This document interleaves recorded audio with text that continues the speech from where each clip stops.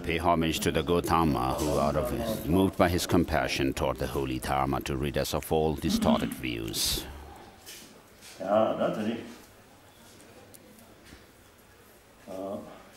So today,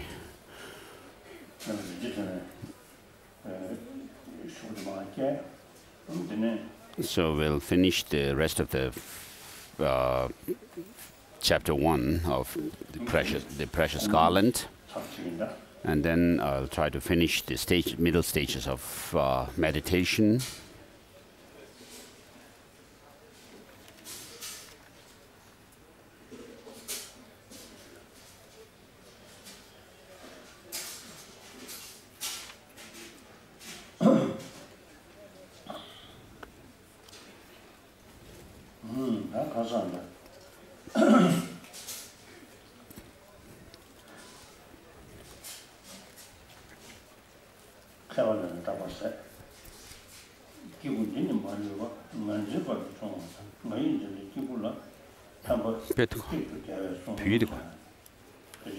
So we finished the 27th verse, which is on page 5 yesterday. Now next 28th, that I exist, the mind exists. These are wrong as ultimates. So we have a sense of an I.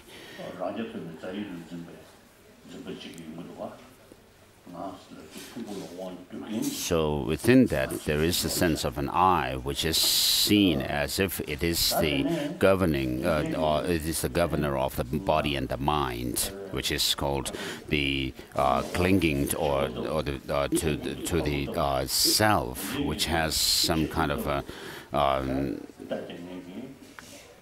substantially self-sufficient existence. So here, what is actually happening is that the mind and the body are seen as the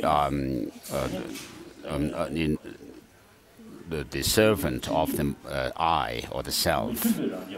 And within this view of self-sufficient, substantially existent I, or there is a view where the view is in which actually sees the self and as that kind of self-sufficient existence as having same kind of attribute to the aggregates, and then another one which does not see that kind of attribute. So within the latter, there is the innate the grasping as well. And then ultimately, what happens is things appear to have some independent existence. And just as they appear to us in that way, we also cling to that. And similarly, we have the sense of an I, which is independently existing, objectively existing. And so that's kind of grasping at such a self is the subtlest form of grasping at a self. And that gives rise to subtler form of attachment and anger. And so this subtlest kind of negative emotion like attachment and anger is concomitant with, or goes together with, the grasping at true existence of self.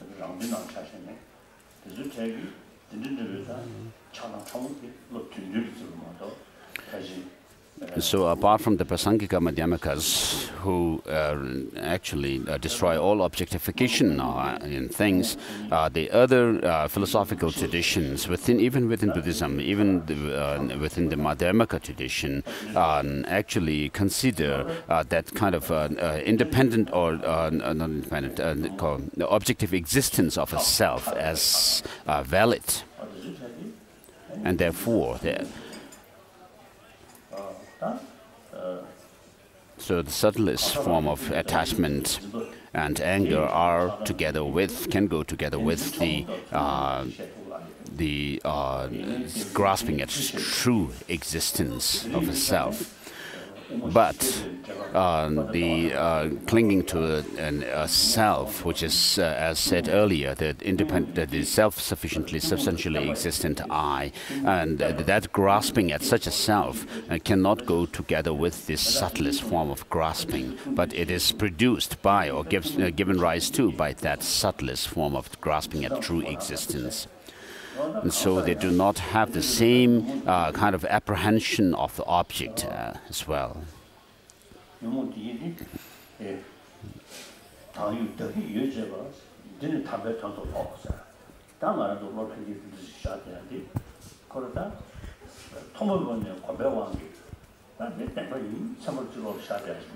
So right from the time beginningless, we have this deep or subtle sense of an I, which is independently existent I. And whether such an I or self exists or not, we need to investigate.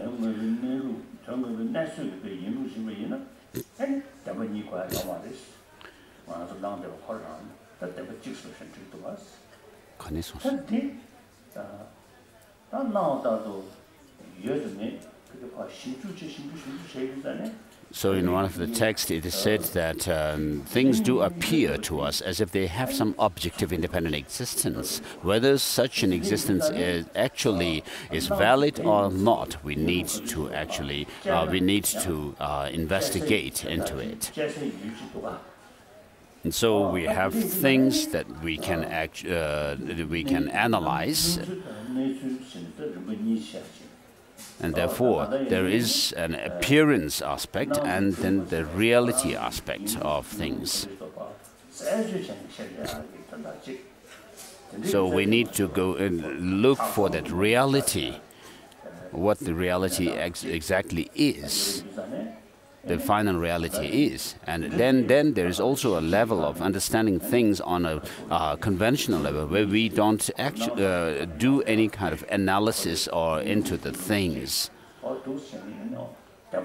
just accepting the things as convention.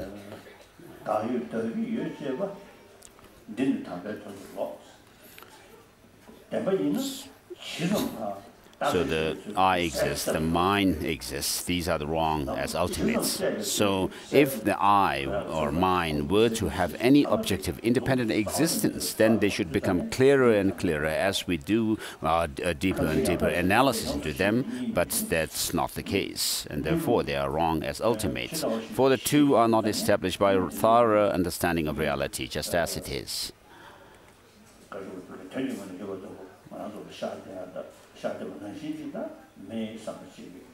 So what we need to confirm, try to bring up understanding is that things do not have any existence the way they appear to us. So because of this grasping, then what happens is we create karma, and that karma leaves its imprint on the consciousness. And then we take rebirth and goes through the rest of the chain. So these mind and body that we have, which are the results of karma and delusions, the mental and physical aggregates arise from the conception of I, which is false in fact. How could what is grown from a false seed be true? Having seen thus, let's first say a blessing for the tea and bread. Verse number 29 finished. 请随着我一起念：供养佛，供养法，供养僧，供养一切众生，愿断一切恶，愿修一切善，誓度一切众生。 I make this offering to the Buddha, I make this offering to the Dharma, and I offer this to the Sangha, and I also offer this to all sentient beings.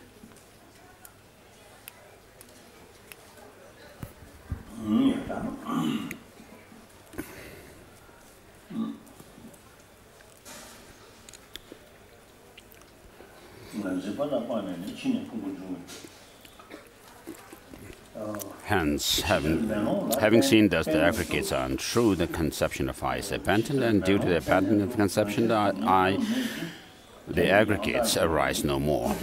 Just as it is said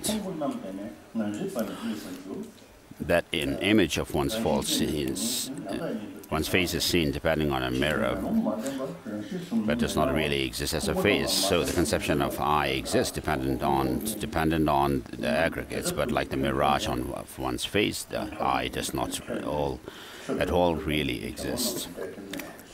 Just as without depending on a mirror, the image of one's face is not seen, so too the conception of I does not exist without depending on the aggregates.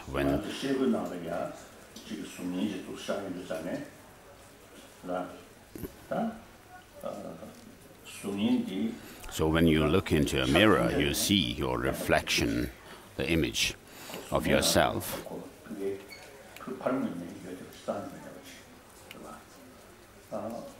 So the reflection itself does not exist as one's face at all from its side. But to us, even the mirror, the reflection appears as if it has some intrinsic existence.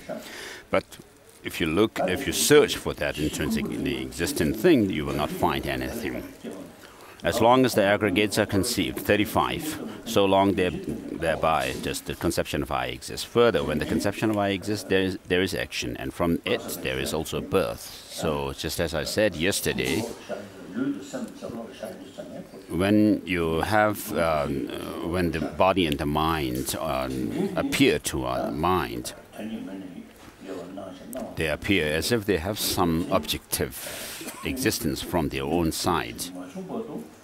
So, as long as there is this grasping, as long as you are not able to get rid of or refute such a way of existence,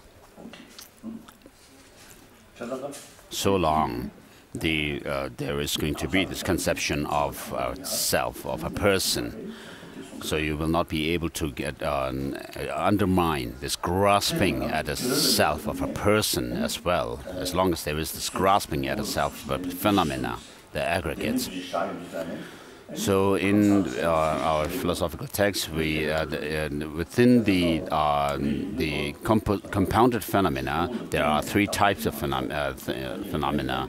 The physical things, and then the mind or consciousness, and then there is what is known as the non-associated compositional factors. And then the lower schools also make difference between the fact that the person is designated, whereas the aggregates are substantially existence. And similarly, it is the case with time. So, although they do say that a person is designated, but it's a rough understanding of designation. But such a way of understanding will not undermine grasping at a self of a person at all. So long as there is this grasping at a self of phenomena, the aggregates, you cannot get rid of or undermine the grasping at a self of a person. But when you actually demonstrate the selflessnesses, one first establishes the selflessness of persons, and then go into the establishment of the selflessness of phenomena, the aggregates. Whereas for some people, demonstrating the selflessness of phenomena is done first, and then they go into this establishing the self of a person, selflessness of a person, which is more powerful for them. For example, if you check the mind, having no objective existence at all, no inherent existence of the mind at all, then it is more powerful to establish that the person designated on the basis of the mind does not also have any intrinsic existence. And therefore, So long as one accepts and asserts that there is from amongst the aggregates something called an I or a self, then there is a strong grasping of a self. So from our experience, we have the experience of the mind. Therefore, when you are able to feel the I or the self based on this consciousness, which is strong experience, and if you are able to establish that there is the consciousness itself, the mind itself, which serves as the basis for the designation of the self, actually does not have any intrinsic existence at all, then that serves as a powerful means to understand that, gain insight into the selflessness of a person as well. So, verse number 35. With these three pathways, mutually causing each other without a beginning, a middle, or end, this wheel of cyclic existence turns like a wheel of firebrand.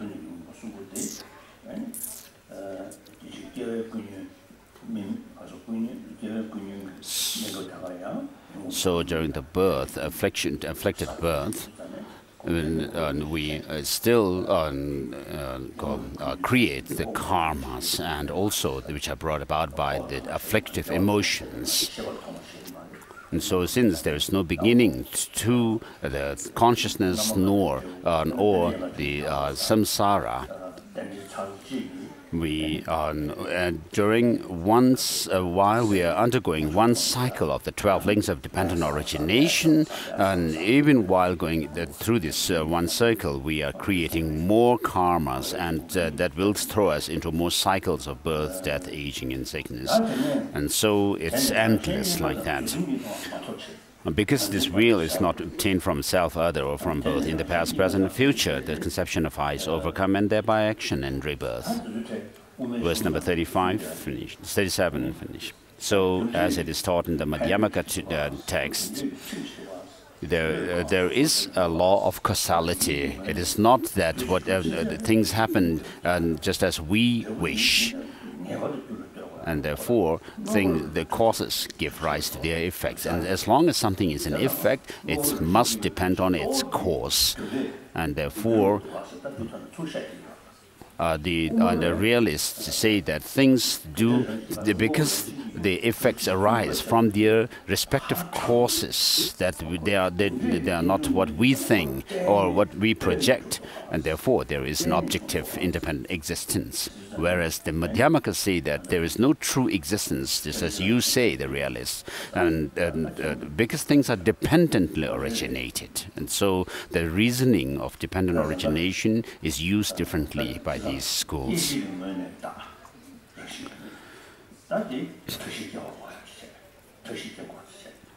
So when establishing emptiness, there is the establishing of proving emptiness through the tetralema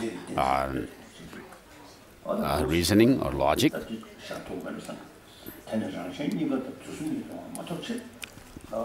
And then there are other reasonings also, such as the reasoning of lack of one and many.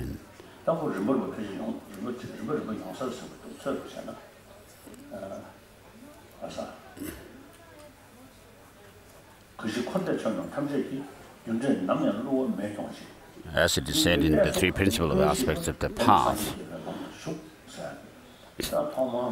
the one who has been able to destroy all objectification has entered the path pleasing the Buddhas.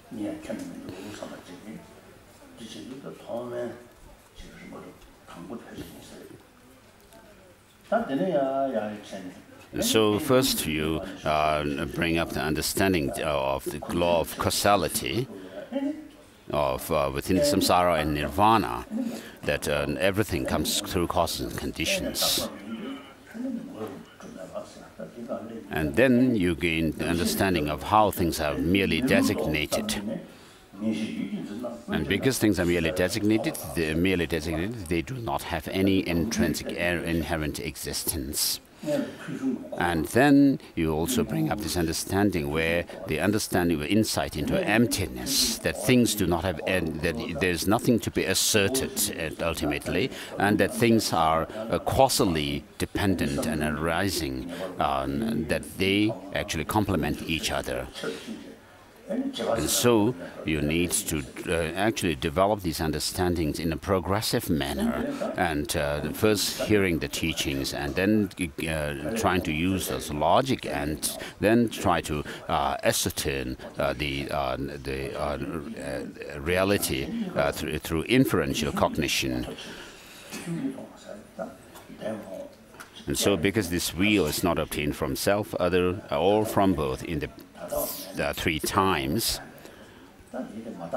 So regarding the three times, we actually posit or accept things without doing any critical analysis into the things, but taking things conventionally. So to say that things are conventional, there are three criteria: that they are conventionally renowned, and that they other valid cognitions or understandings do not undermine the convention, and then it is that it is not also undermined by the ultimate analysis into things. And so we need to take things according to this kind of convention, but not the way, not according to the way they appear to our mind. In one of the 7 Dalai Lama's writings, in the 4 mindfulnesses, at the crossroad of the 6 perceptions, there is this hazy, baseless existence. And this is deception. And so, because things appear as if they have some independent existence, so there's this duality, deception. So he says that do not consider this to be true, but place your mind in emptiness. Look at the nature of emptiness. And so, in order to stay on meditation, you need to develop single-pointed concentration. Stability of mind needs to be developed. And then the Dalai Lama, the 7th Dalai Lama, says that just as the vapor or the clouds dissipate in the autumn sky, likewise, all these appearances disappear within the insight into emptiness. And then, of course, you develop the 5-tiered path. When you progress along the path, you develop the path of accumulation, and then when you enter into the path of preparation, you gain insight into emptiness within the calm abiding and vipassana. And then you see emptiness directly, which is the path of seeing. And still further, you go into the path of meditation, acquainting yourself more with the experience that you have already gained. And then you go through the Bodhisattva grounds. As you progress along the path, you actually develop the paths which go against the subtler and subtler forms of negative emotions and the other clinging. And then when you are able to overcome all the defilements within your mind stream, you reach Buddhahood. And so from this time, we need to aspire to reach the path of accumulation first. As ordinary beings now, we need first to enter the path of accumulation, then the path of preparation, which is referred by Gati, the first Gati, and then the second Gati refers, in the Heart Sutra, the second Gati refers to the path of preparation, and then the Paragati refers to the path of seeing, and Parasangati refers to the path of meditation, and then Bodhi refers to full enlightenment. So that's how we should aspire to reach. So what our destination is as Buddhists, is shown by this mantra of Heart Sutra, Paragati Parasamgati Bodhiswaha. And in the Sanskrit scriptures, there's also mention of the essence of the Tathagata, usually called Buddha nature. So, which is the state where you attain the 4 Buddha bodies, or omniscience. So that omniscience is attained on the basis of the mind that we have now. As you get rid of the defilements which cover our minds now, and you become totally free from all these defilements, the coverings, then you become fully enlightened, omniscient one. Verse 38. One who sees how cause and effect are produced and destroyed does not regard the world as really existent or really non-existent. Things are not non-existent because we see causality, but they are not. They do not have any objective existence because they are dependent. Verse number 39. One who has heard thus the doctrine extinguishing all suffering, but does not examine it, and fears the fearless state, trembles due to ignorance. The cause of suffering is afflictive emotions, and the afflictive emotions are rooted in ignorance. So when someone hears that things do not have any objective intrinsic existence, then they fear such teaching, saying that, oh, this is nihilistic view. And so such teachings saying that there is no intrinsic existence are nihilistic teachings. But when you understand that things do not have any objective existence, then you'll be able to see that these negative emotions can be overcome, and you will have this aspiration: when can I actually reach that goal of full enlightenment, which is free from all these negative emotions and stains in mind? So those who assert, the realists, the true existence in things, that all these will not exist in Nirvana, does not frighten you.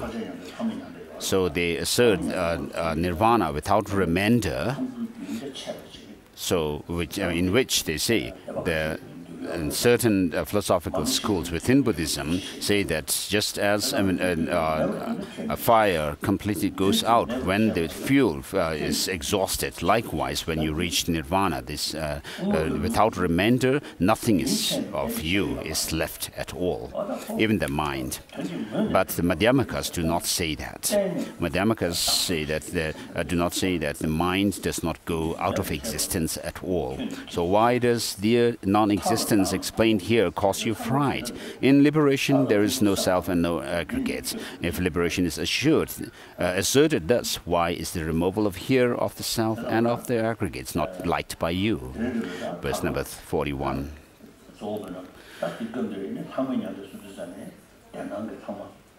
So, according to the Madhyamaka system, the Nirvana without remainder refers to when the state whereby the person is totally absorbed in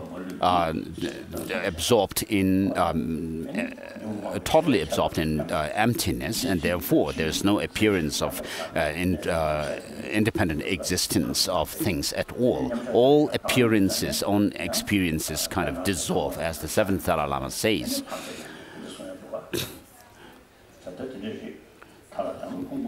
Whereas when you come out of that kind of absorption in emptiness, total absorption in emptiness, then the appearances and other experiences happen. That is kind of a nirvana where there is a remainder. If nirvana is not non-thing, just how it could have thingness? And the extinction of the misconception of things and non-things is called nirvana. So if you just assert that things, only those things that we can actually see with our sensory perception exist, and things which are slightly hidden, which have to be inferred through logic and reasoning, and then also those which have to be taken on the authority of Scripture are not there. That's not right. So, regarding emptiness, Master Nagarjuna says, that which is dependent on origination is said to be empty. And so it doesn't mean that nothingness.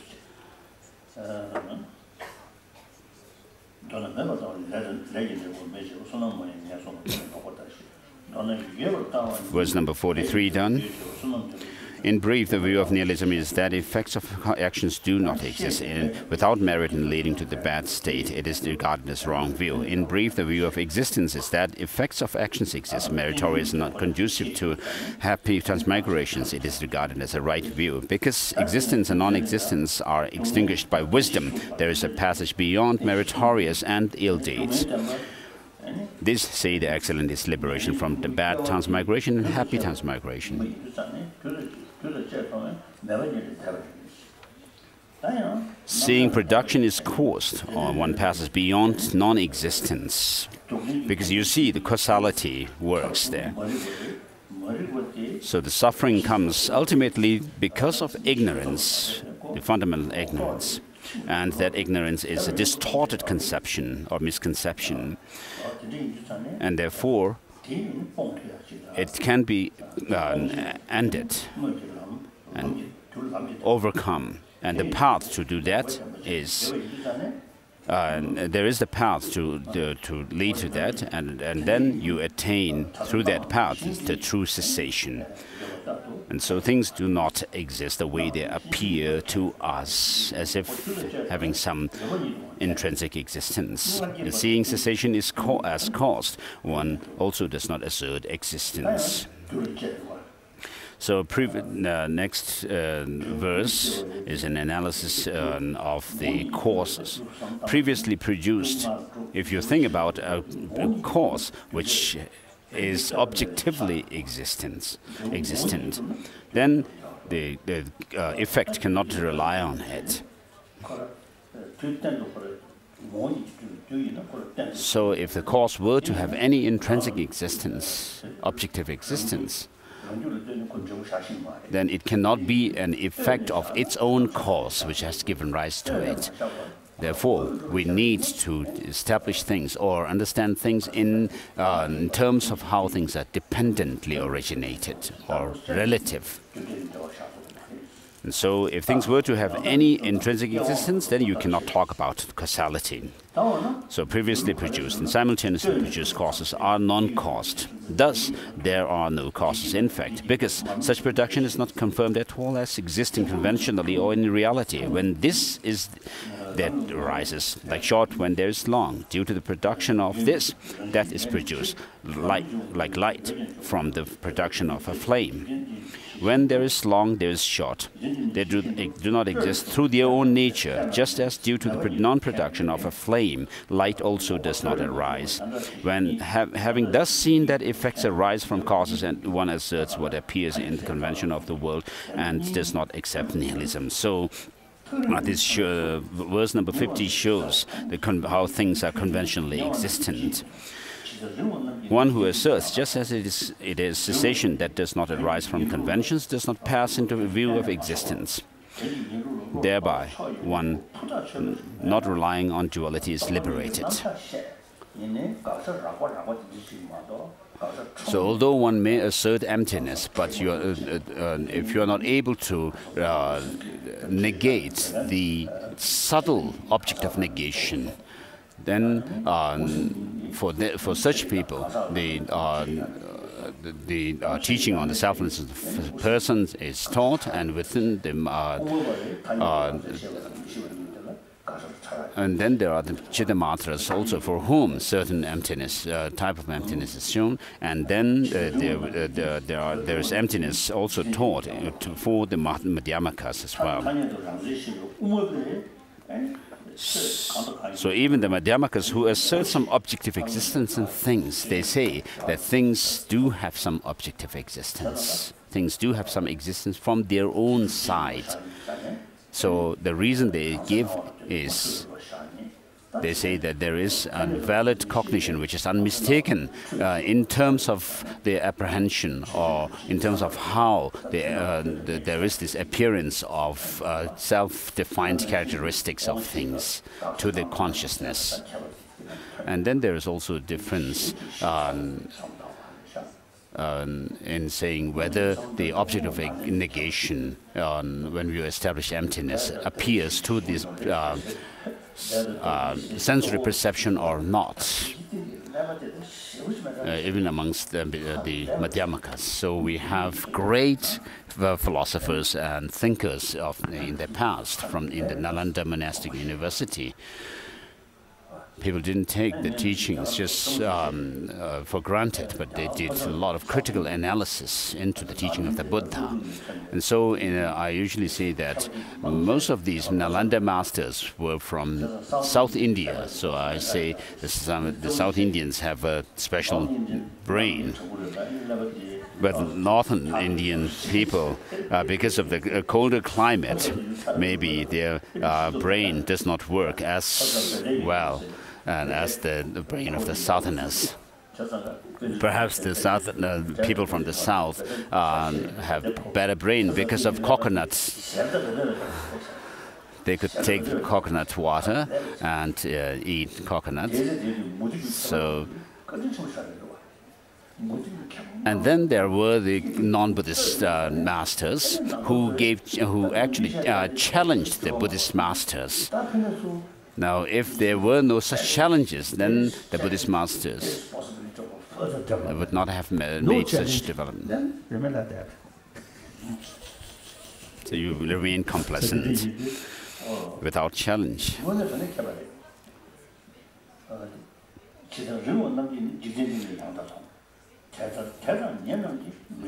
A form is seen from a distance is seen clearly by those nearby. If a mirage were water, why is water not seen by those nearby?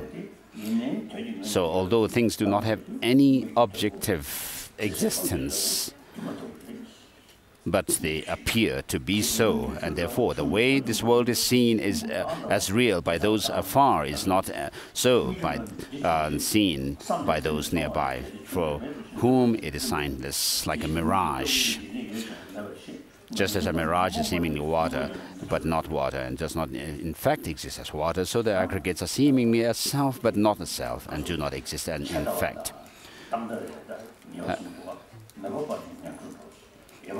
And verse number 55 and 56 read, and then verse number 57, a follower of non-existence goes to bad transmigration. Now here, what is shown is are the nihilists, and then those who assert some permanence in things. And a follower of existence goes to happy transmigrations. Through correct and true knowledge, one does not rely on dualism and becomes liberated. So what does that mean is, if you are able to assert and understand that things do not exist the way they appear to us intrinsically or independently, nor they are non-existent. If through correct and true knowledge such wise persons do not assert existence and non-existence, and thereby you think that they follow non-existence, why should they not be followers of existence?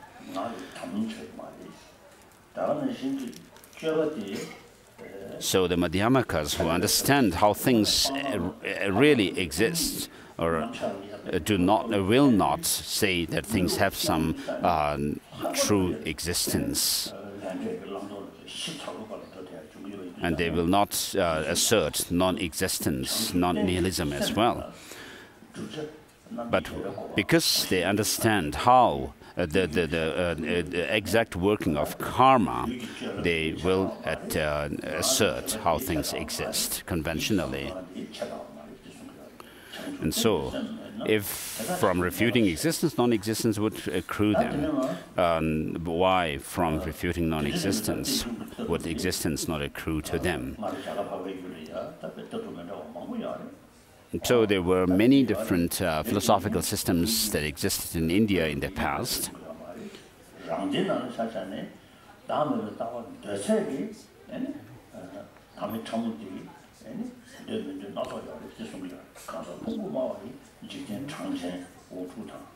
So verse number 61, as the Sankhya's, the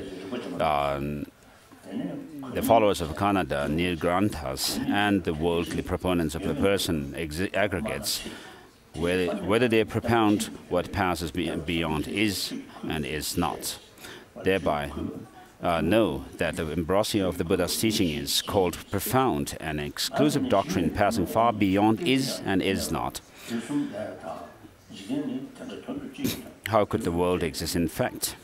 With a nature passed beyond the three times, not going when disintegrating, not coming, and not staying even for an instant, because the coming, going, and staying of the world in Nirvana do not exist. As their own reality, what difference is there, in fact, between the two? So, verse number 56 and these verses may be reference to refuting the Vibhashikas, and then verse number 66. If always changing, how are things momentary? If not changing, how can they be altered, in fact? And then next verse may be the refutation of the Vaisheshikas.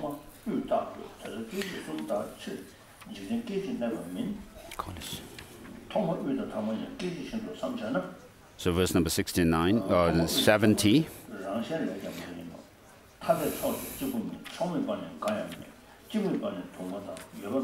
Verse 71. So due to having many parts, there is no unity.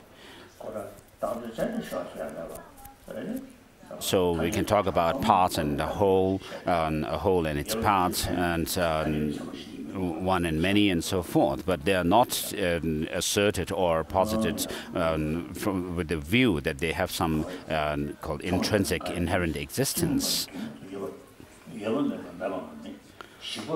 Further, without one, there is not many.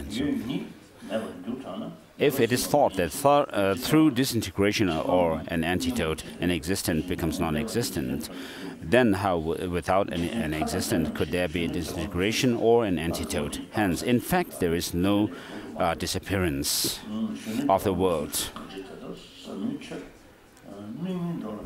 Then verse number 74 down shows the great silence of the Buddha.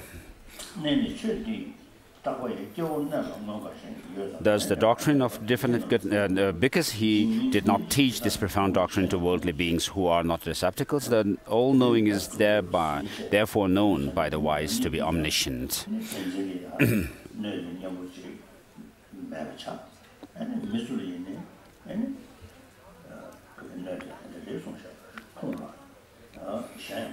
So without understanding that things do not have any true independent existence, what one would do is, because one has not actually been able to destroy one's own or undermine one's own clinging to that kind of existence, one will also may lead others to cling to such an existence as well.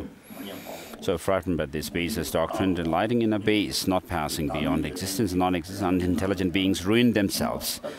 Afraid of the fearless abode, ruined, they ruin others. O king, act in such a way that the ruined do not ruin you. O king, lest you be ruined, I will explain through the scriptures the mode of the supramundane, just as it is, the reality not partaking of dualism. So verse number 80 down teaches the selflessness of persons. A person is not earth, not water, not wind, not space, not consciousness, and not all of them. What else is a person then? So when you have a sense of an I, it happens on the basis of having a sense of your aggregates, a body and a mind, or the mind. So on the basis of these aggregates, you will talk about I'm old, I'm young, And also, we called people different names, Taishi or Penzo and so forth, on the, based on the appearance of the aggregates. So, just as since we have the sense of an I based on the aggregates,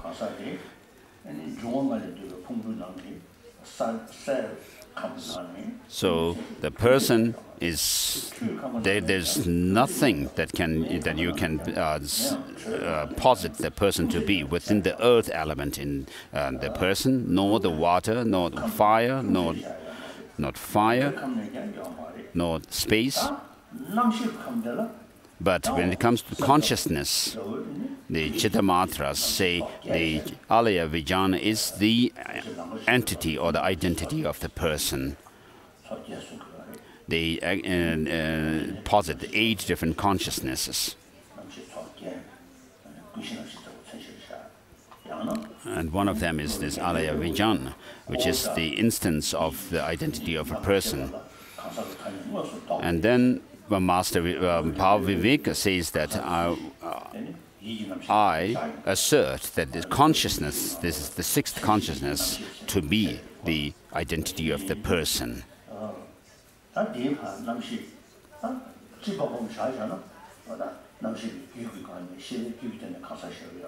Of course, we do assert the continuity of a person on the basis of the continuity of the consciousness.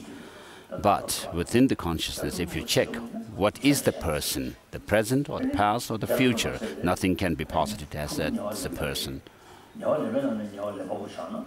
And on the one hand, the consciousness itself is the appropriated aggregate. And how can you actually say that the appropriated is the appropriator as such?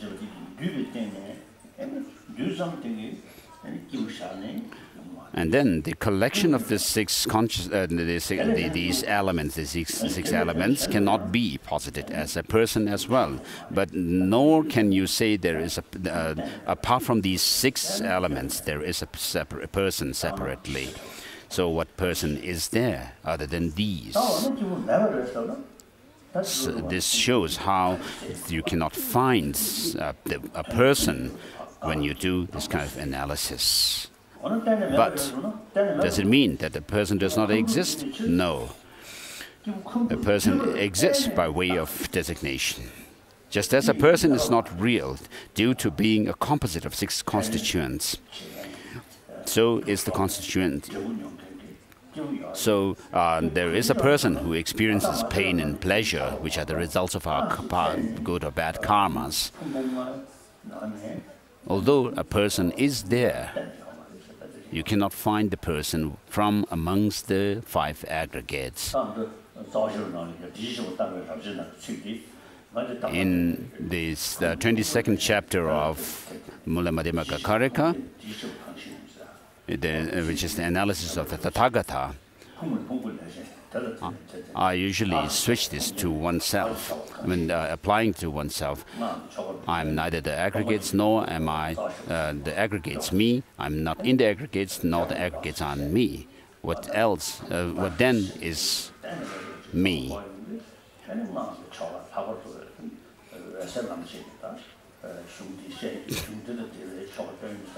And so when you do the tantric practices, you actually dissolve yourself into an emptiness, and then from within these clear-light minds, which has emptiness as its object,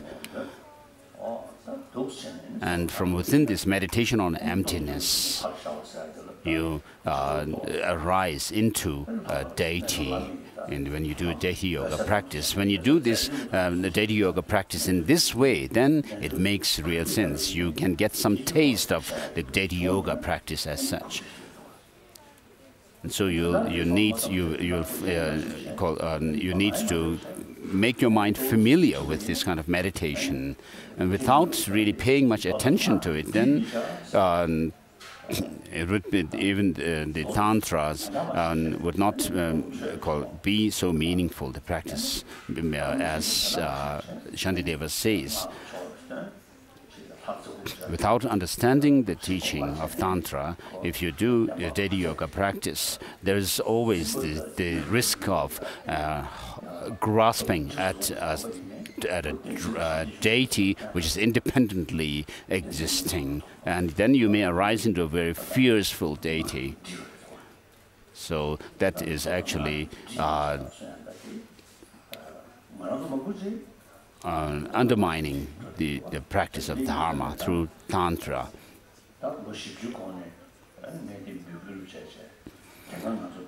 So around 40 years ago, I have appealed to our community that those monasteries and nunneries which traditionally did not have any study of philosophy should engage in this, take up the study of philosophy, and so even nunneries. And therefore today, after 40 years, we have today nuns who are going to complete their study of Geshe program. So we are now about to have Geshe Mass, the female Geshes. So the Buddha gave both male and men and women the full ordination of bhikshus and bhikshunis.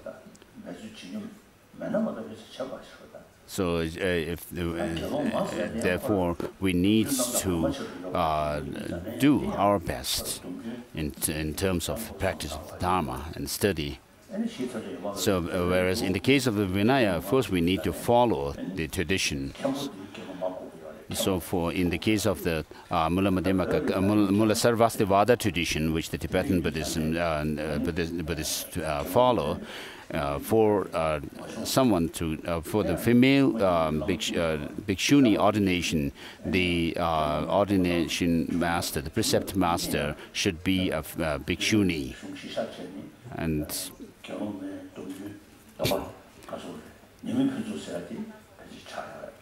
although in Tibet there were few bhikshunis, but those bhikshunis were not ordained without flaws in the ordination procedure.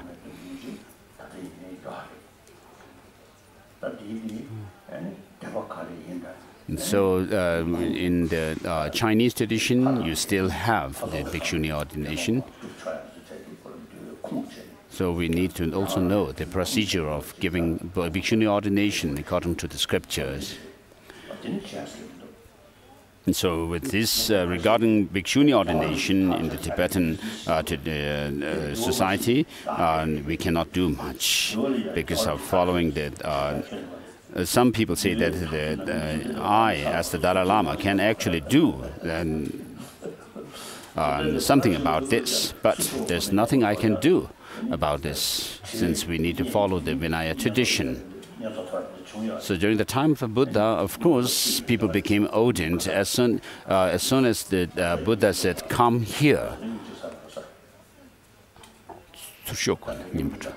So these are called the ordination, receiving ordination with the uttering the word, the phrase or statement, "Come here."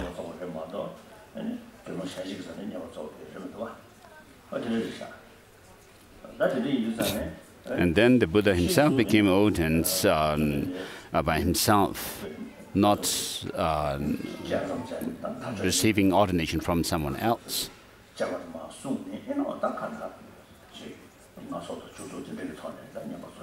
So we have practice of ordaining people by a sangha of 5 or 10.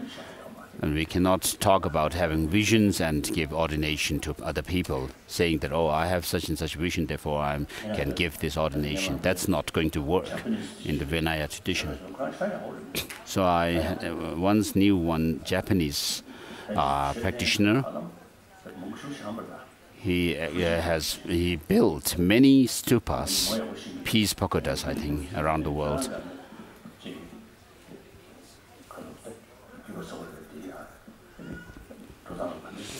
So I asked him about his lineage, and he told me this what he was doing was his own tradition, and he didn't have any lineage as such. He just said, "It's my own tradition." So this is as almost like self-ordination of the Buddha.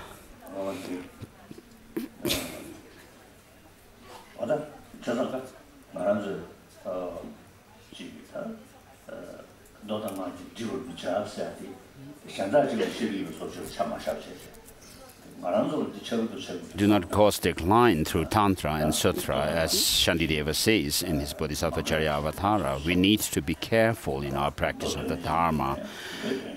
If you are practicing according to the Sutra, you need to study the Sutras. Without knowledge, you cannot do practice of just by sitting still.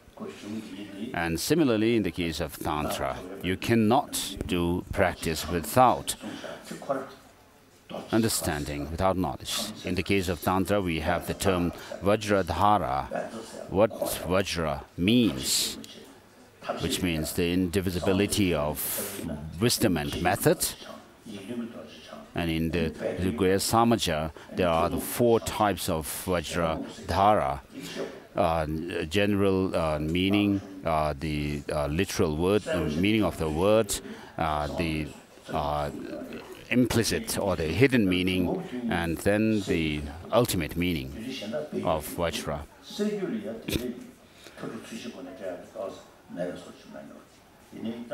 And then the Tantras also need to be understood through the 4 doors and the 6 means. In the case of this clear, explicit Tantra like Kalachakra, perhaps these means are not needed. So just as a person is not real due to being composite of 6 constituents, so each of the constituents also is not real due to being a composite 81.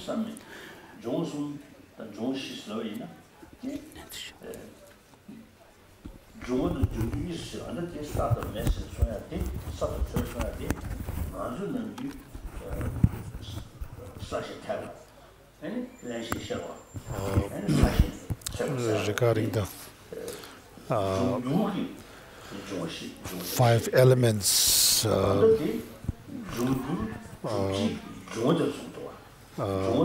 here the text is referring to not to the 5 elements, but the causes of the 5 elements.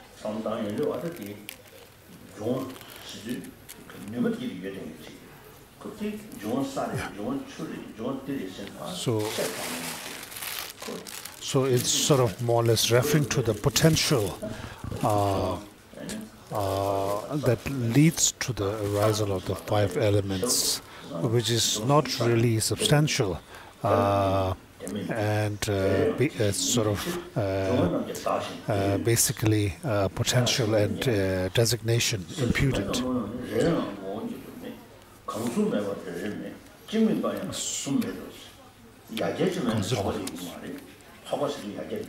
So assembly means a collection of parts. If there is no assembly, there is no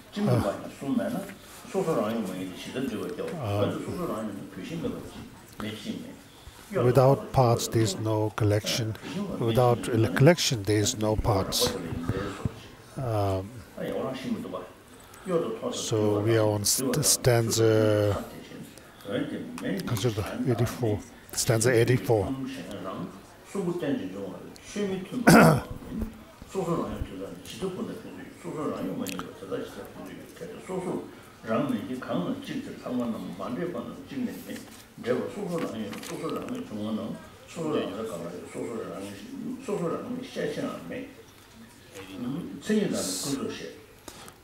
He's almost reading through the verses right now.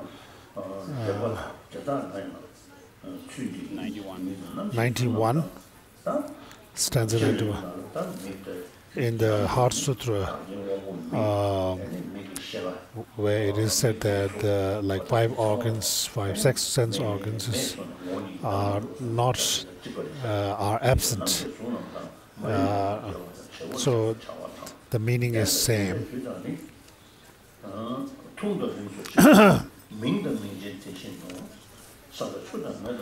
Stanza 93, earth, water, fire and wind, long and short, subtle and coarse, as well as virtues also. To be seized in the consciousness, that means the last line.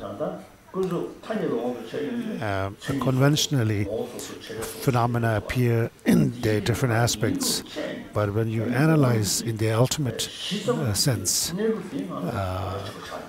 the lack of inherent nature, at that level, all phenomena are equal, same.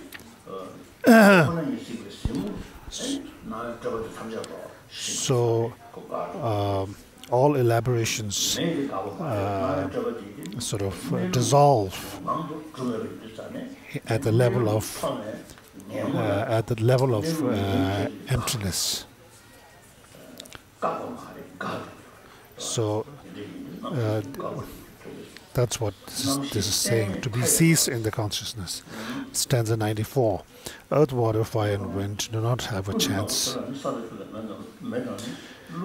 in the face of that undemonstrable consciousness, complete lodge over the limitless. Stanza 95. Here, long and short, subtle and coarse, virtue and non-virtue.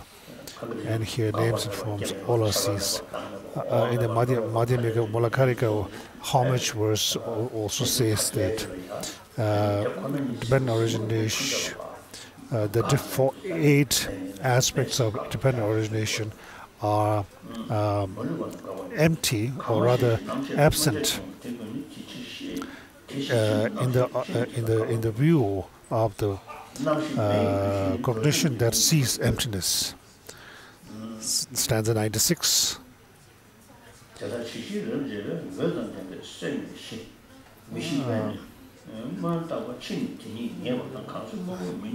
97. All these phenomena of beings are seen as fuel for the fire of consciousness. Blah blah.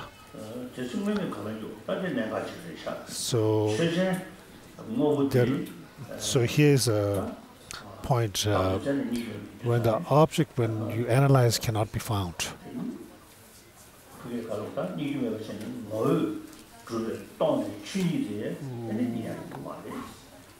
Similarly, the emptiness itself, which is the unfindability of the object, is also unfindable.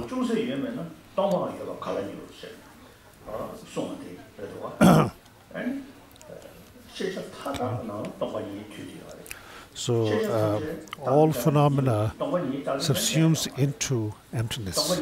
But if you analyze the emptiness that is in all phenomena, that is itself unfindable. So therefore we say emptiness of emptiness.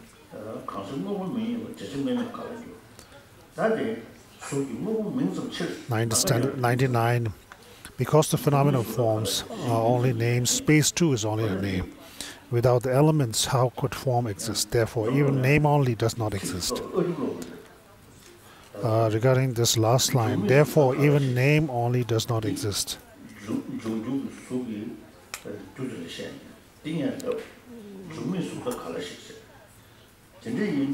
Without the elements, how could forms?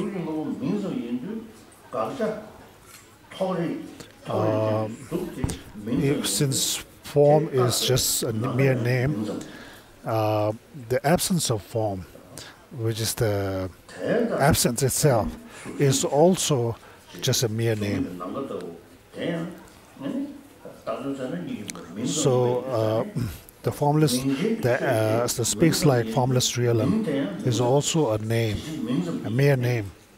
And the mere name is also a mere name, lacks inherent nature. So here, this is the object of discussion here is on form. Next, it says feelings, discriminations, compositional factors, and consciousnesses are all to be considered like the elements and the self. Thereby, the six constituents are selfless. So, the first chapter of the Precious Garland has finished. So this is a very, very comprehensive text and very good for beginners, whether monk or ordained or non-ordained, not ordained. If you want to be a good person, a virtuous person, an honorable person, these practices we should implement, and that will help us. Next is the middling stage of meditation by Acharya Kamalashila.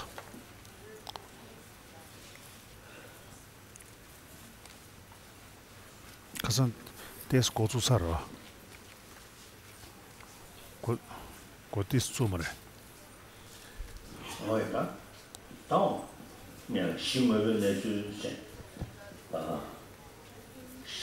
So the nature of phenomena is regarding that first phenomena is subject to change due to cause and condition. This is, for example, getting a good job, getting a good pay, salary, and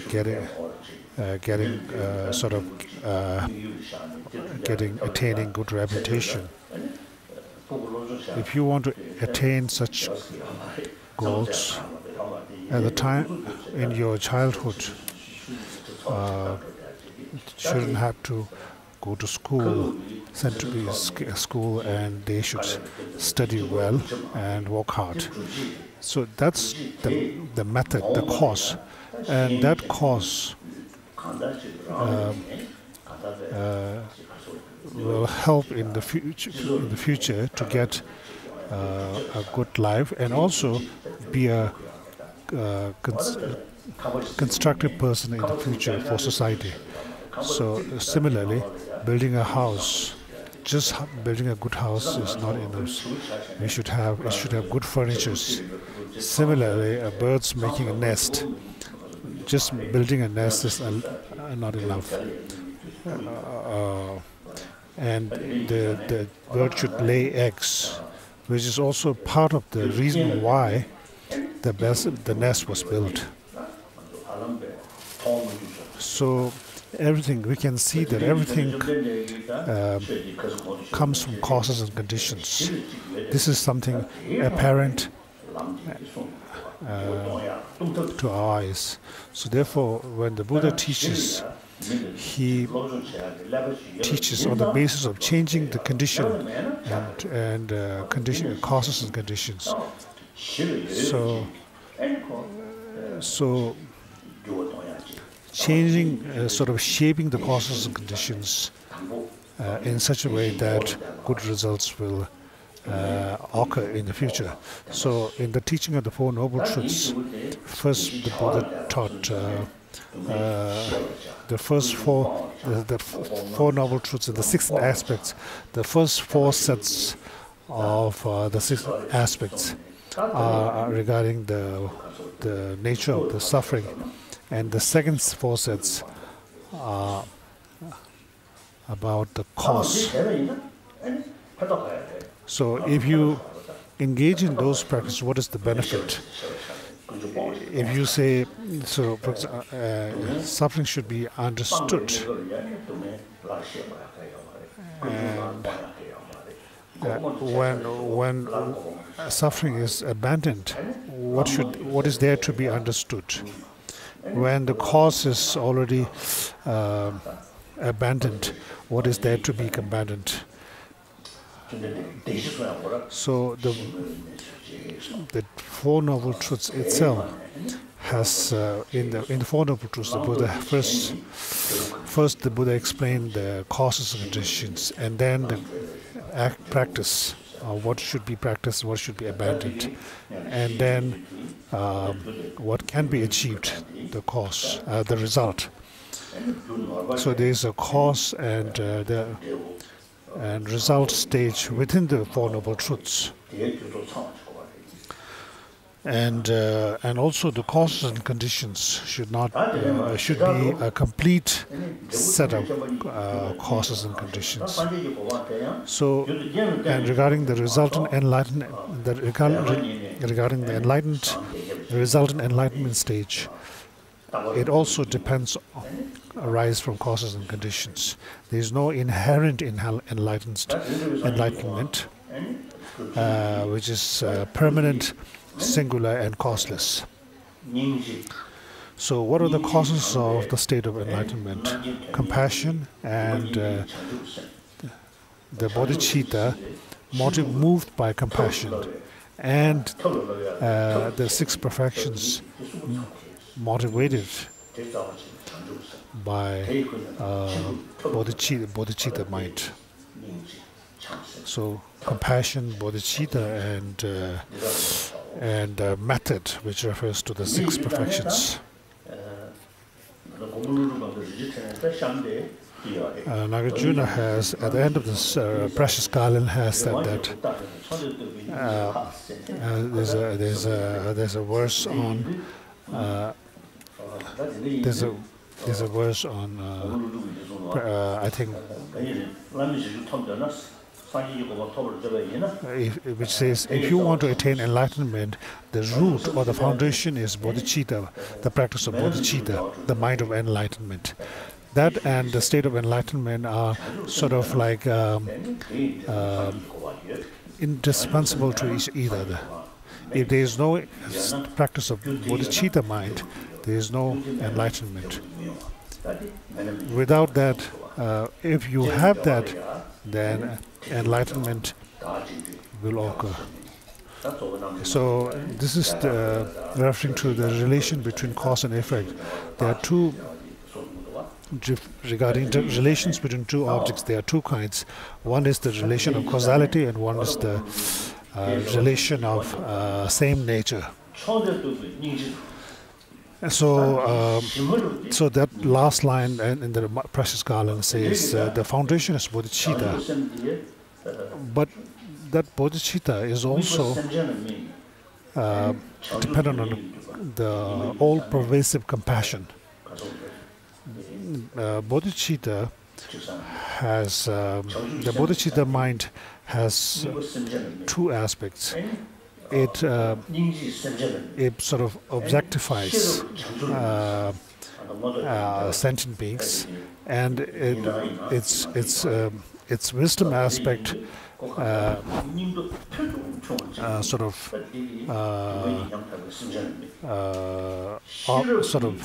targets the state of enlightenment. So the word bodhi, the bodhi, which means sort of completely purify all defects and defilements, and this which in Tibetan word changchup. The first refers to purification, and the second syllable chup refers to attainment of all good knowledges and good qualities. So to attain the state of enlightenment, one needs bodhicitta, which is supported by compassion, and that too is ultimately dependent on this the perfect view of emptiness, free from the two extremes. So here, this text here sort of praises compassion. If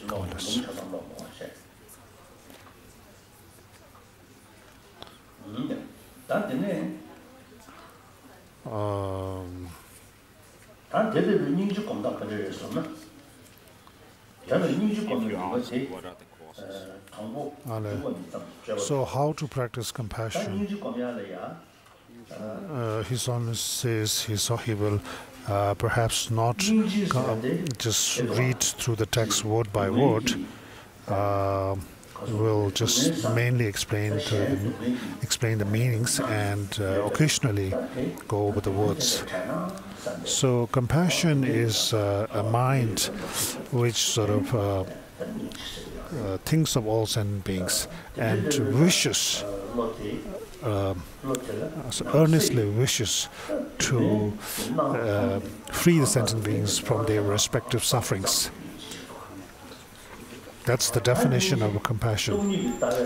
Now, when compassion is associated with the view of emptiness, then it has a different shade of meaning.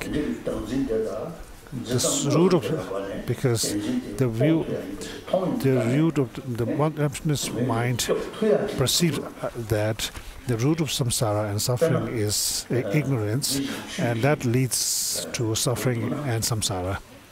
So, for example, if there is a river and a person is being washed away, swept away by the water, so an onlooker who sees that situation cannot help much because it's a very big river and just feels sympathy. So, but if there's the onlooker, if the onlooker thinks, if I make an effort to jump into the river and try to save that person, and together we can cross the river or that water and get to the other side.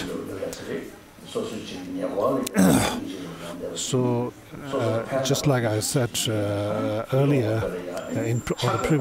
previously,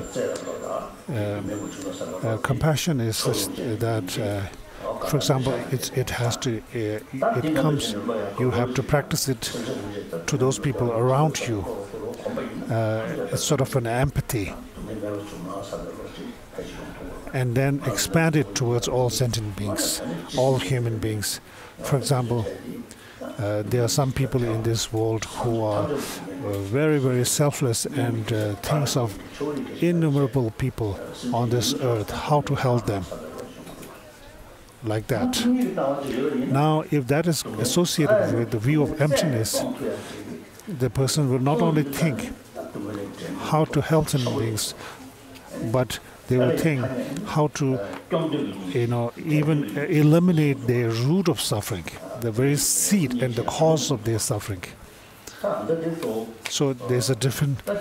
So the meaning becomes, the perspective becomes slightly different.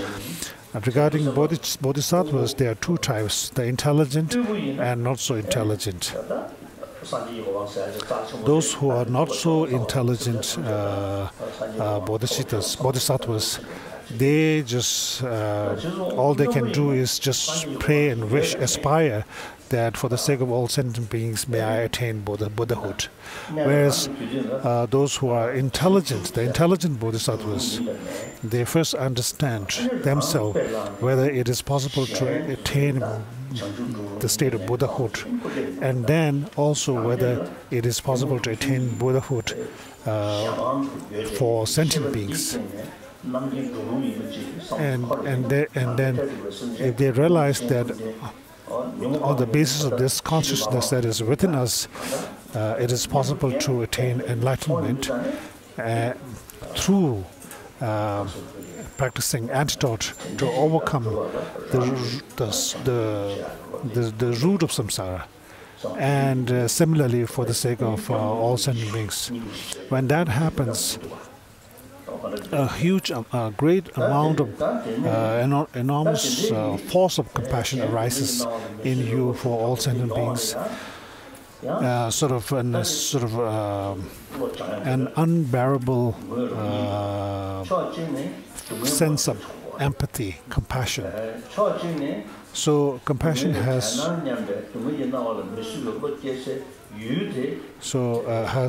these two aspects. First of all, the wish to free them from some suffering, from their respective sufferings, and the other is this sort of feeling of tenderness, sort of loving kindness towards sentient beings. So there are two. It has compassion has two aspects. So first, you think about the nature of suffering.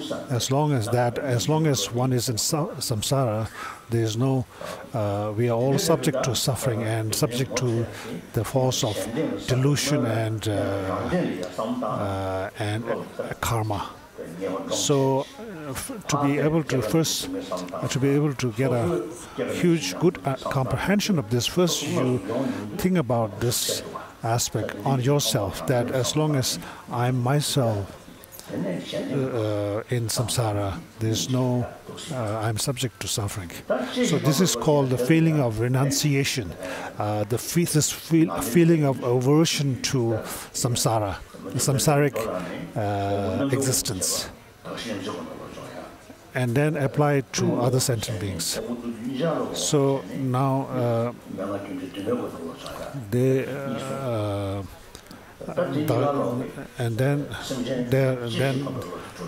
so there are two systems of developing this. The seven cause and effects step to practice bodhicitta and also compassion, and practicing bodhicitta through developing bodhicitta through the method of equalizing and exchanging oneself and others. So first of all, in order to do that, this step is preceded by this practice should be preceded by the practice of equalizing, because we have attachment to some sentient beings and detachment to some other sentient beings. So we have to cut that attachment, because no matter how much compassion we practice, if we have this feeling of sort of being closer to some and distant to others, that is an obstacle to the practice of compassion. So you have to cut that attachment and equalize all sentient beings as being same. So this text here first starts with the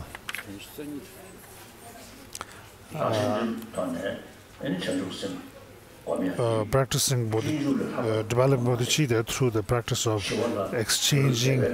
equalizing, exchanging oneself and others. And with regard to that, the greatest text is the Bodhisattva Charya by Shantideva. It's an incredible text for the practice of bodhicitta, and which has 10 chapters. I have received this teaching from Shantideva, and he told me that, Kunlama Rinpoche told me that since the 10th century until now,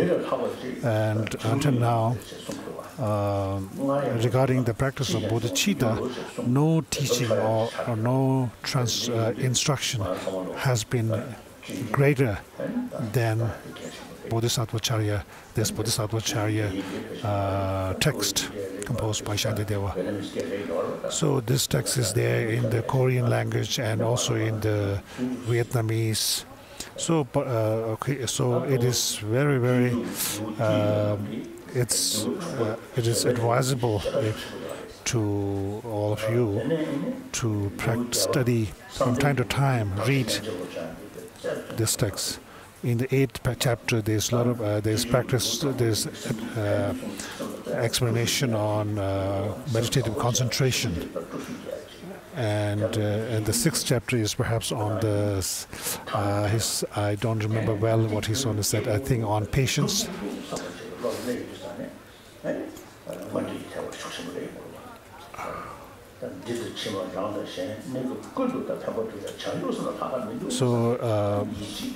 So the bodhicitta mind is the obstacle to developing bodhicitta is hatred, attachment to some and hatred to others.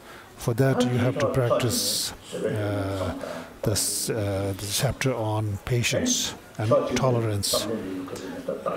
And in the chapter on meditative concentration, there's extensive explanation on the equalizing and exchanging ones and others. That until now we have sort of our tendency of thinking is such that we think of ourselves like a king.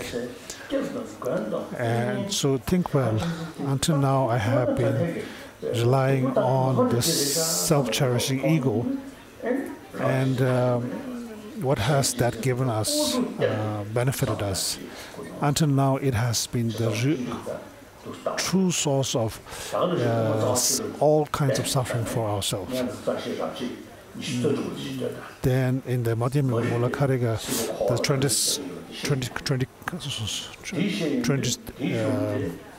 26th chapter, it explains on the fault of inherent nature.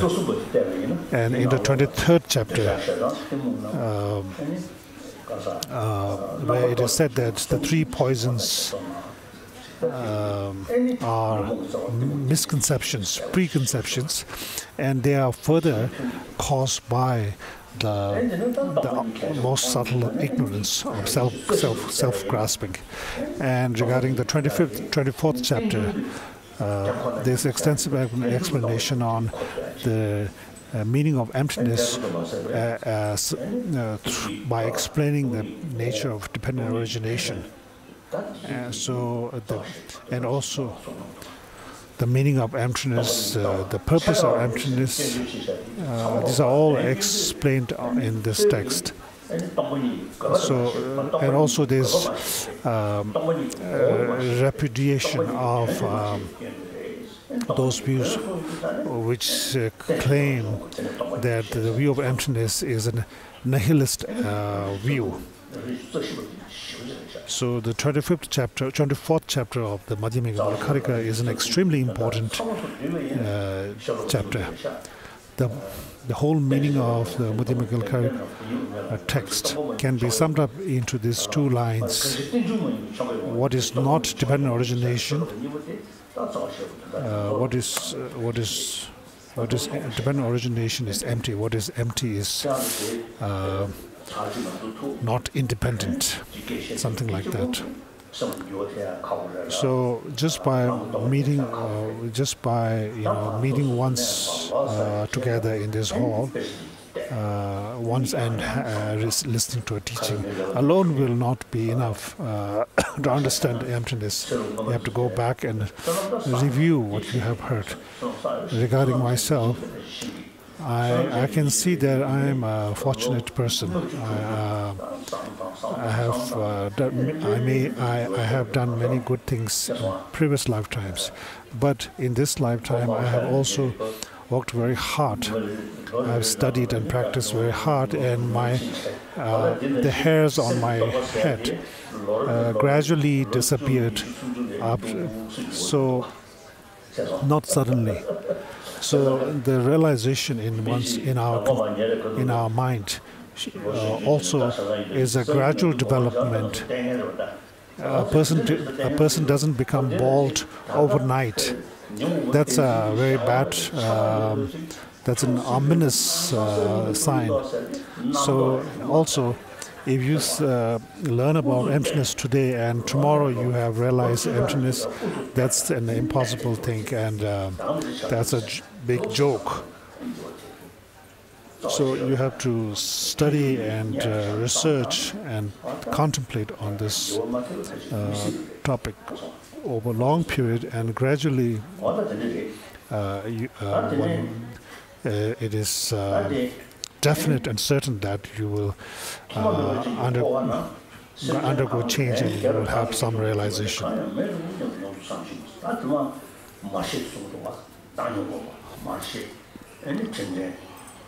So next, so here the text is talking about 7 steps to developing bodhicitta, like this, recognizing all sentient beings as one mother, remembering their kindness, like that. So, and regarding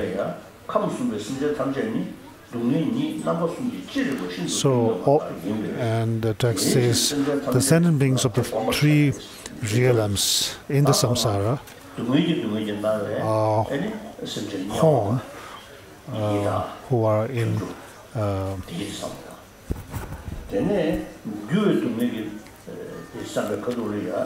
and who are the subject of suffering. Are the 3 kinds of subject: the subject suffering of suffering, suffering of change, suffering of composition of a factor.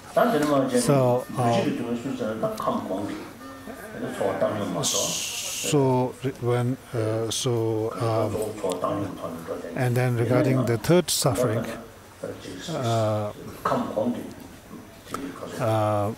the text says that in the 2 higher realms, where the beings, the sentient beings in the higher realms, are always in a state of meditation, they don't have the gross sufferings.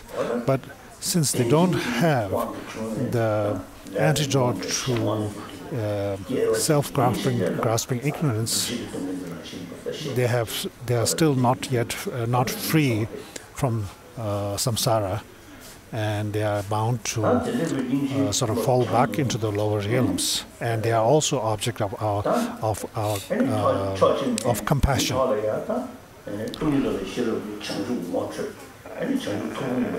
And then through the meaning of emptiness, one realizes that enlightenment is possible, and through the practice of compassion, one aspires to attain enlightenment for the sake of sentient beings.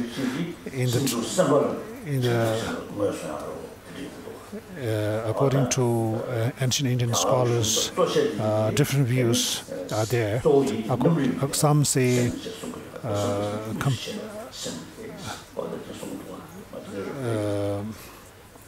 the compassion, the bodhicitta is a mental factor. According to some others, bodhicitta is a mind. So there's a difference between mind and mental factor. And then bodhicitta, the mind bodhicitta, the mind of enlightenment, has also subdivisions, like depending on sort of based on how they are explained, like seen from the point of view of their nature, and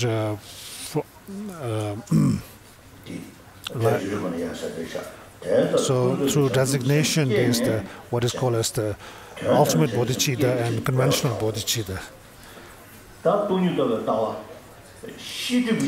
And the view of emptiness, which is an antidote to the obscuration of knowledge,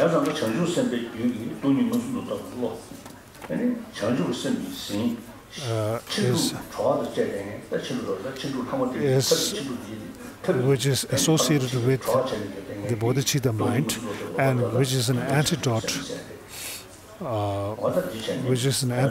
of ignorance. That view of emptiness is the ultimate bodhicitta. So this bodhicitta is a view of emptiness, which sees emptiness directly.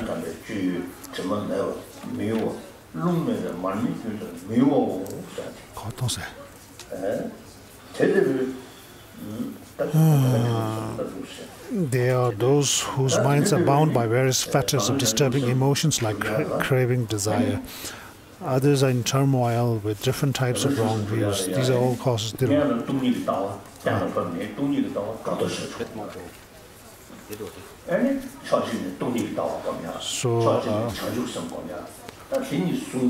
So the practice of compassion and practice of bodhicitta should be sort of combined or alternate. You should alternate them, and through that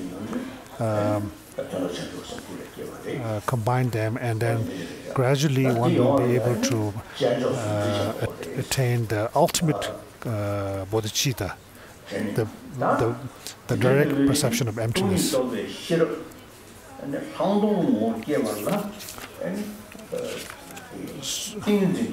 So first, the view of emptiness,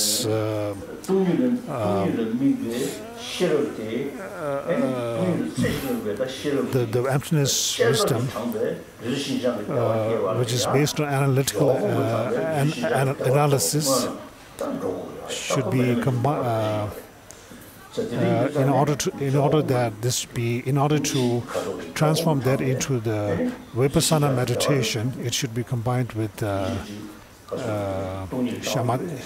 shamatha, the practice of concentration.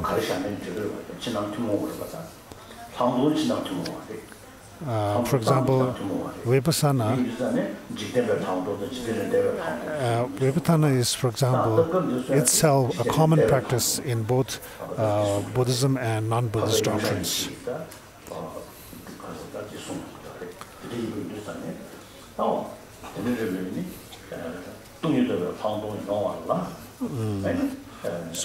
So in order to develop the vipassana of emptiness, it should be preceded by the practice of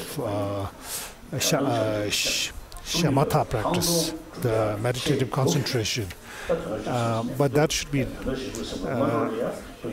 that practice should be done for the sake of developing this vipassana of emptiness, not just for the sake of developing shamatha. So therefore, first we will begin, this text now begins explaining on the practice of shamatha practice, or meditative stabilization.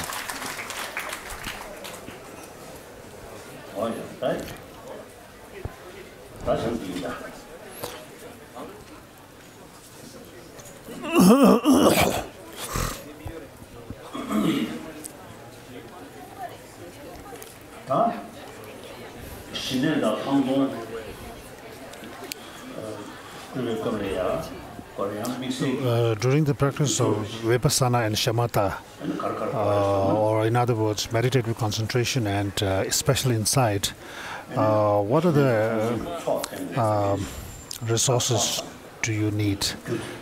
First of all, one should accumulate merit, like contentment.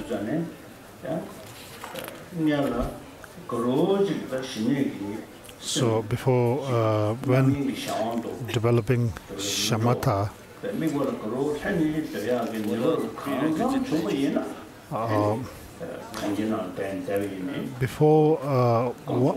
if one has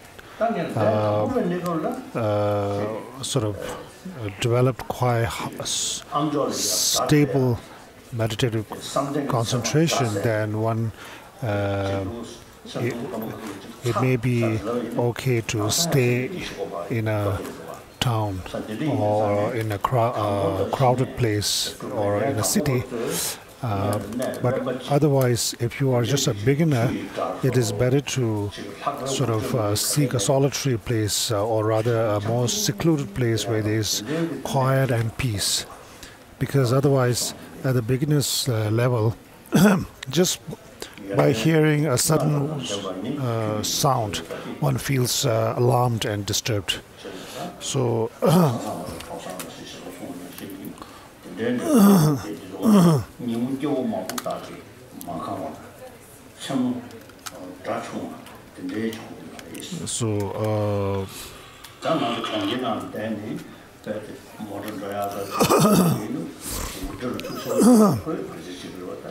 so also like traveling in trains and cars and buses, these are also sort of obstructions.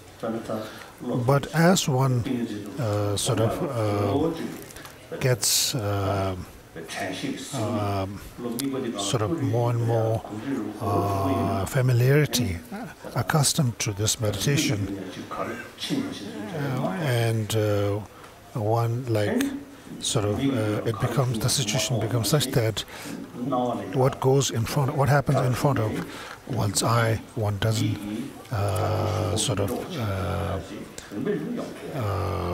it doesn't disturb oneself, or whatever one may, sounds that sort of pass by one's ear wouldn't disturb you. That sort of thing, that level can arise eventually. I'm not saying I have attained shamatha,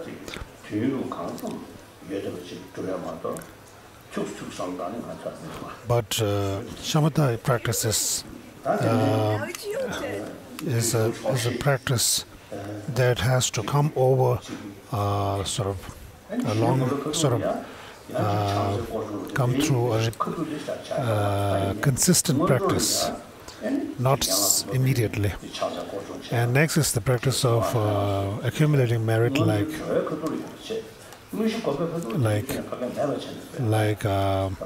prostrations, making offerings like that. These things one should do before sitting into the meditation, not at the time of meditation or simultaneously with meditation. So the main sort of instrument, tool you need for practicing shamatha is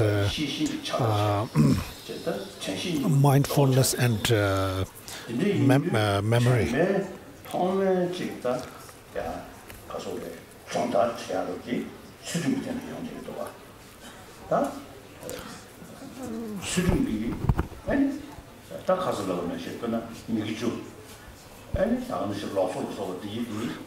And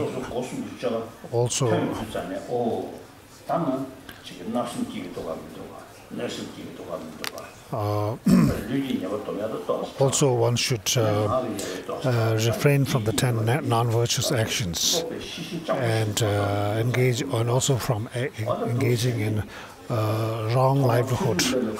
So these are practices of discipline, moral ethics, so here also one needs these two tools of mindfulness and introspection. Always being mindful of your action and your motivation like that, and introspecting.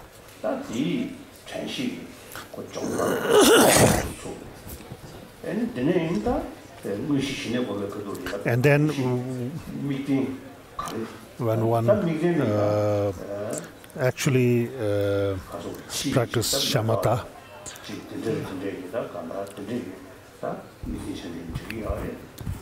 you can, as far as the object of meditation is concerned, you can take whatever you prefer to, like flowers, and etc., which are external things. One can also take internal internal objects. Sometimes so you can also take the breath, the inhale and exhale of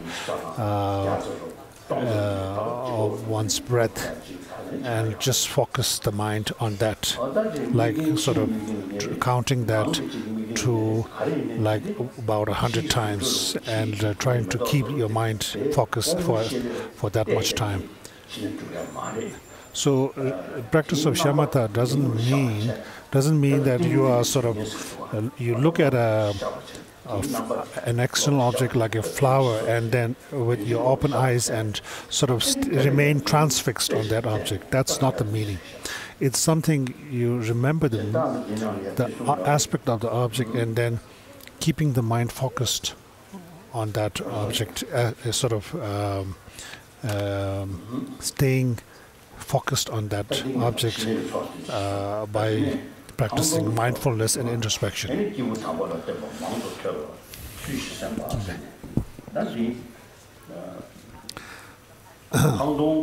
And regarding vipassana, special insight, there are two kinds.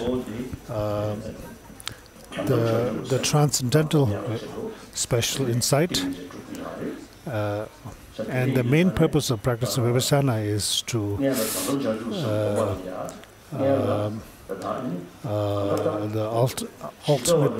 ultimate bodhicitta, direct perception of emptiness. In order to do that, first you have to understand the meaning of emptiness, because the direct perception of emptiness is a perception of emptiness. So without understanding what emptiness is, you cannot develop that. So one of the prerequisite for developing Vipassana is relying on a qualified master to understand the meaning of emptiness.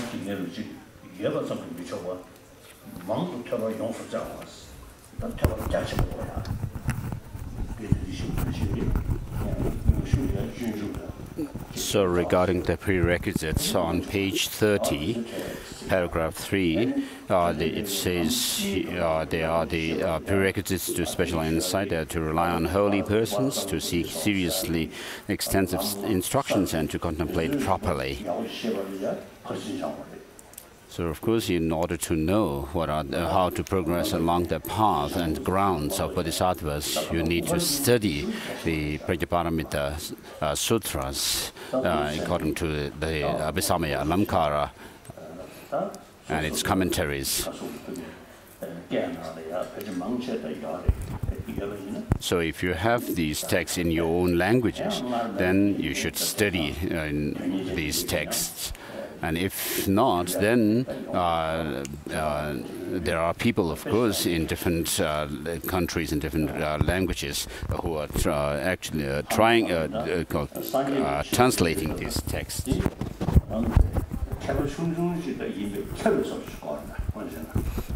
So, if you're a Buddhist, if you profess to be a Buddhist, then you should at least be someone who is learned in the teaching of the Buddha, at least a small scholar. So in Tibet, there used to be lots of people who were illiterate.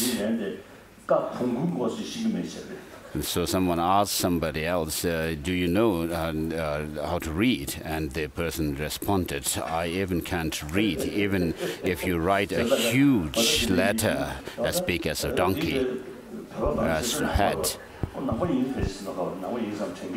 So many Tibetans would say that they are Buddhists, and they do pray to the Buddha, Dharma, and Sangha. But today we need to be 21st century Buddhists by understanding what are the Four Noble Truths that are taught by the Buddha. And as a basis for understanding this, you should also understand what the two truths are. As it is said in Abhisamaya Alamkara by Maitreya, where he teaches what are known as the 10 instructions. Beginning with the teacher saying that you should understand what are the two truths,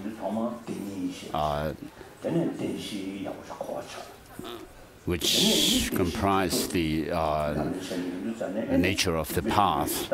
And then also you should understand the four truths, and then understanding emptiness.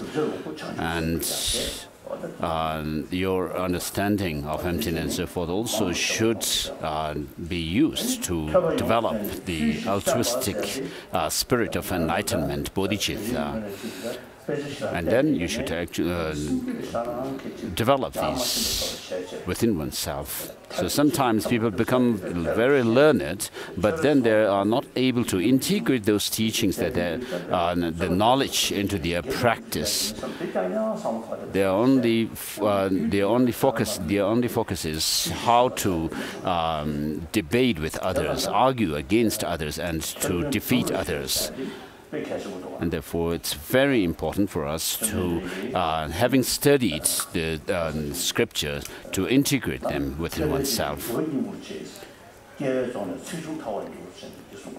So the Buddha says that the purpose of study is to do meditation, and through the meditation and study one should liberate oneself from this fortress of, or the bondage of samsara. And Je Rinpoche Tsongkhapa has also said that in the beginning I sought much learning. In the middle I found that all these scriptures, teachings are my instruction for my spiritual development. In the end I put effort in practice, in meditation, and I dedicate all the merit to for the flourishing of the Dharma.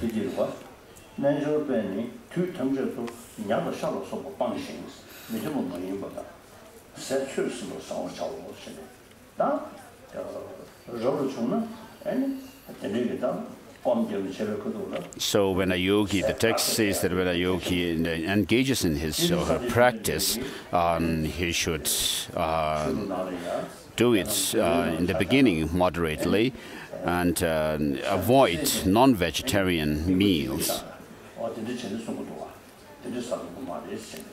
And so even in the scriptures of the Buddha, there are certain instances where the Buddha actually mentions that one should not eat meat.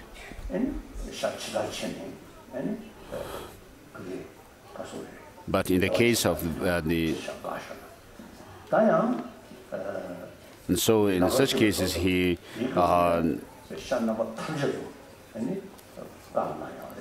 in the case of Lankavatara Sutra, the Buddha has actually instructed not to take any kind of meat or flesh of animals. So in Tibet, for example, in the nomadic areas, people had no vegetables that they could grow, and therefore they have to rely on meat or animal flesh for their sustenance. But today we have vegetables and fruits in abundance, and therefore it's good to take to vegetarian meals as much as possible. But sometimes you have to also take into account your own health. When your health is, when you are not healthy, you should see what's best as well. And even while I was in Tibet, during the official ceremonies and festivals, we always had non-vegetarian meals. And then I changed that custom to have and to give vegetarian meals during such ceremonies. And then after coming into exile in India, I took to vegetarianism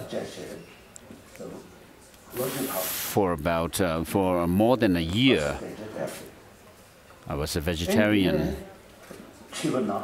And then I suffered jaundice, and my eyes and nails turned yellow. And so later I used to jokingly say that at that time I became a true living Buddha. A yellow body with a yellow body, a golden body.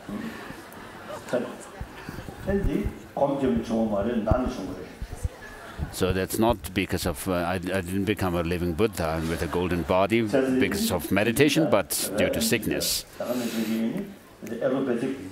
And then doctors, traditional Tibetan doctors, as well as allopathic doctors, advised me to, told me that since I was used to taking meat, they advised me to go back to the original diet. And so these days I take meat 2 times a week, if meat is available. But in India, all the major monastic institutions have now changed to vegetarian meal. as institutions. And in Tibetan settlements in India, we don't have pig farm or fishery, fish farm or poultry farm. So in the past, there was, in one of the settlements, people had a poultry farm, but then I asked them, if it's not indispensable for you to have the poultry, you could get rid of it. And in fact, when I asked at one time, what do you do when the chickens get old? And so they had no reply. They were silent. And so they agreed with me not to have poultry farm in the Tibetan settlements. So of course, not all Tibetans are vegetarian. So the common kitchen in the big monasteries in South India, since they have changed to vegetarianism, people who have set up their restaurants nearby the monasteries who actually sell meat, momos, do good business these days, I heard. So Chinese, Buddhists and Vietnamese, they stick to vegetarian meal, which is very good. I really admire you. So once I had a discussion with a Sri Lankan monk regarding vegetarianism and non-vegetarianism. So he told me that as bhikshus, as Buddhist monks, we have to live on alms, begging for our food.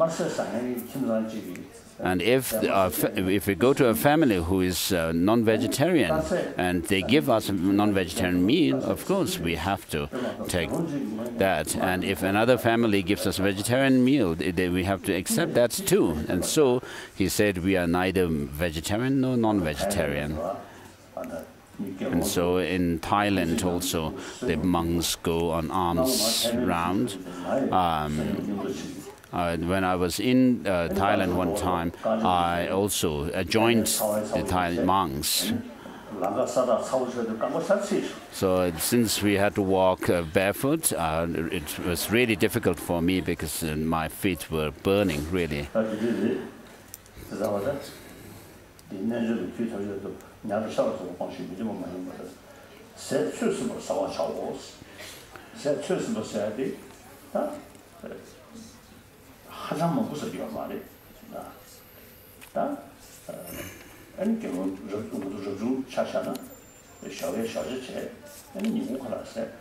And so one must also be moderate in taking meals.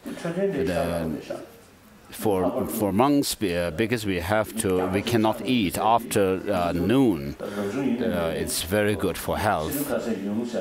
So for the people who are fat, it would be good to avoid dinner,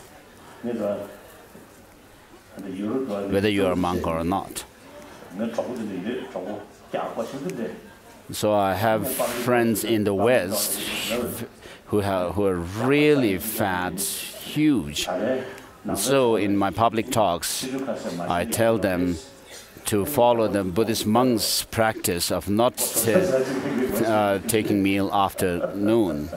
And then when I look at them as I said this, then they also nod with me and agreeing with me.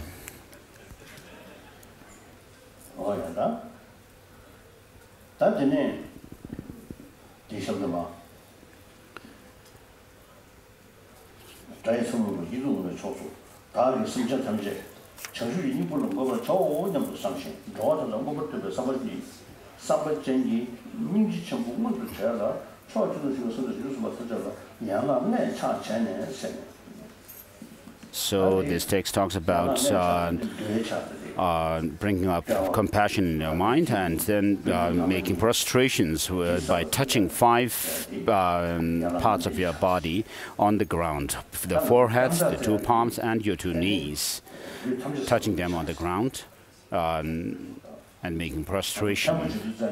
And when we do prostration, we could stretch, we could do the full body length prostration or this shorter version. When we do prostration, we have to actually we cannot just touch the two palms flat, but we form some kind of a bud with the palms forming a hollow, and then the two thumbs going inside, bent inside. And so this is like a represents a jewel. This jewel, the external form of a jewel represents the Buddha's form body, and then the internal hollowness represents the Dhammakaya. And you touch these, holding your hands in this way, you touch them on your crown, throat, and forehead. And according to the Goya Samaja, bringing the two hands together and forming this shape actually represents bringing the wind energies, the 10 root or the primary wind and 5 primary wind energy and 5 secondary wind energies, bring them together when you fold your palms together like this.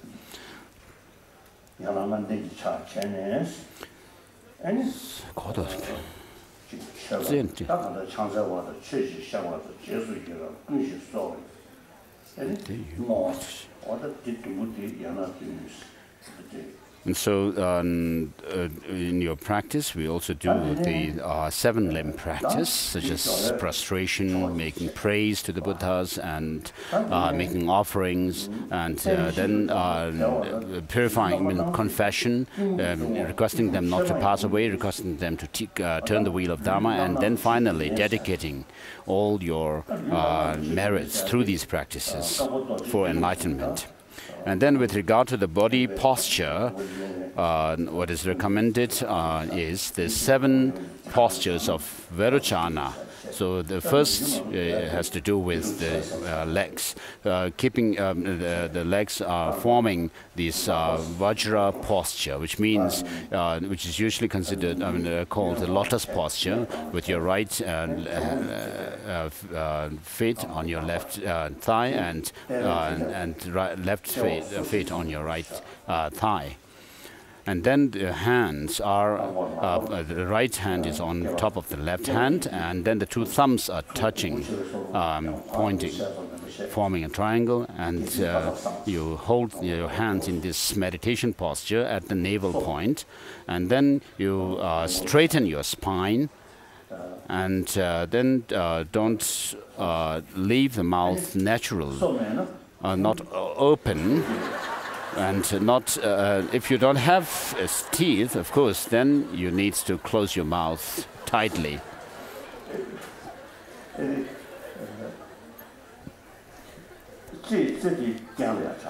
the tip of the tongue should touch your upper palate, because when you stay in meditation for a long time, you might, what do you call it? Drool, yeah.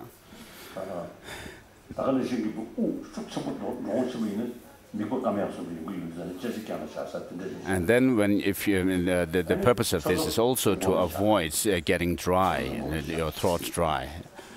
And then the two lips also touch naturally. And your eyes look down in front of you.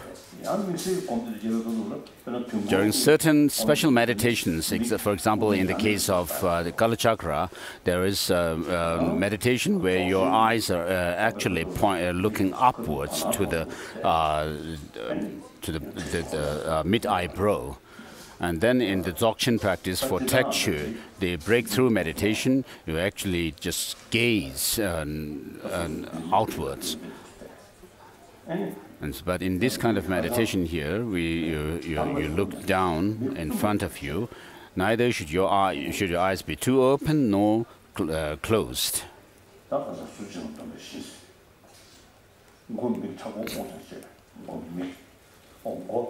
So your head should slightly bend inwards, not to the point of your chin touching your body completely, but And then your two shoulders are straight, also held straight, so that you actually form, leave a space between your arms and the body.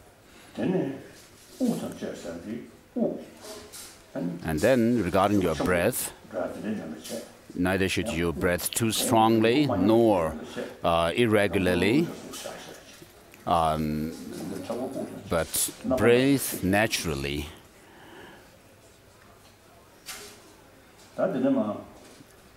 Slowly. And then, with regard to the focus or the objects that you focus on, there are many different types of things that you can use. Here, in our case, it would be good to use a Buddha's image or statue. So, as we already said, that your eyes should be gazing downwards. For your eyes, your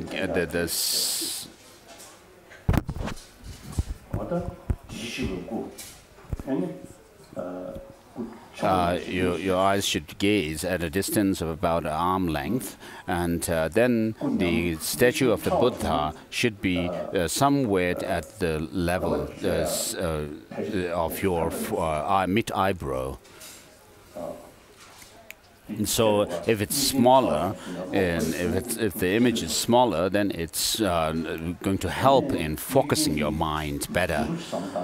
And then it should also be seen, thought as a heavy object. It will help to stay stable.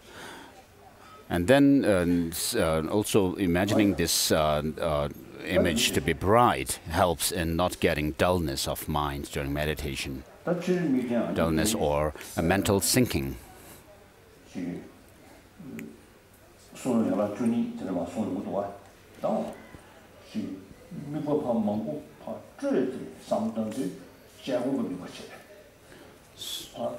So when you have all kinds of called investigative meditation, that is analytical meditation, whereas in the case of shamatha, the single-pointed concentration practice, you do not have diverse objects, but just one object.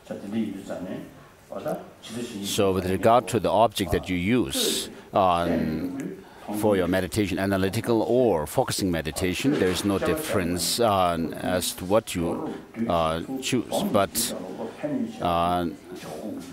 in the case of the focusing meditation, you have a single focus, single object that you focus your mind on.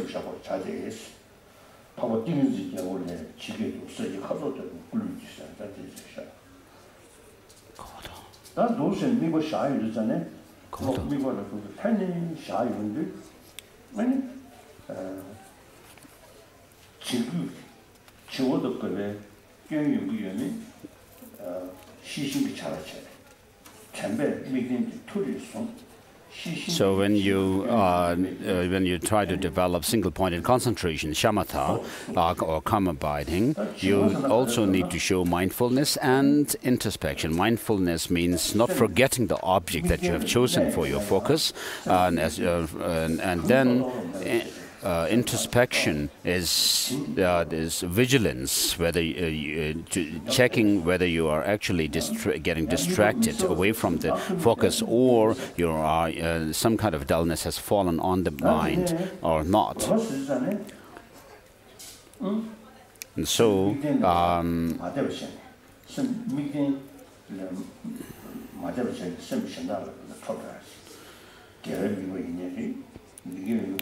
so mental laxity, with laxity in your meditation falling, the mind feels rather heavy, and there's some kind of a dimness in the mind, without clarity, whereas the mental excitation actually is a form of distraction, where you are distracted by some sensual objects or pleasures. And so you have to avoid both of these when you try to develop this single-pointed concentration. So when you feel slightly dull or low-spirited in your meditation, you should recognize that it is this mental sinking sort of thing is falling on the mind. And so you should be able to show vigilance and be able to get yourself out of this kind of state of dullness. Or the mental excitation. So if your mind is too low, if you feel too low, then there is the danger of the mental sinking, laxity falling.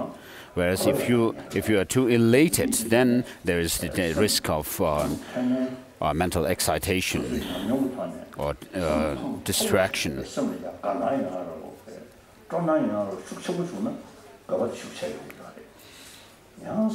So when you are too elated, there is danger or risk of mental excitation. Whereas if your mind is too low, sort of a low caste, and then there is the risk of the mental laxity or mental sinking falling on the mind. So you should always try to see which one is happening and be able to counter that. So when your mind is becoming dull and mental sinking is happening, then you should raise it up. But if you raise your mind too high, then or become too elated and joyous, then it could also lead you to astray from the object, causing mental excitation. Then you need to bring it down and somber.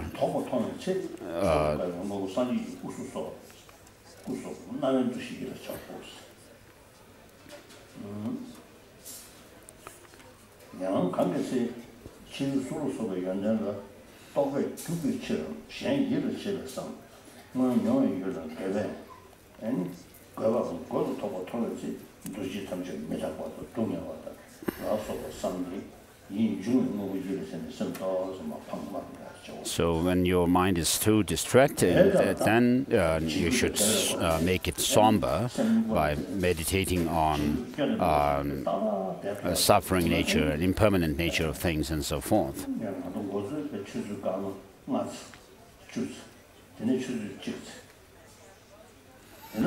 So in the beginning, you should start with a short duration of meditation, and then as you progress in your meditation, be able to see it longer and longer, then you should extend the time duration to a half hour or 1 hour and so forth. I have meditative friends who could stay in meditation for hours and hours. So this comes through training and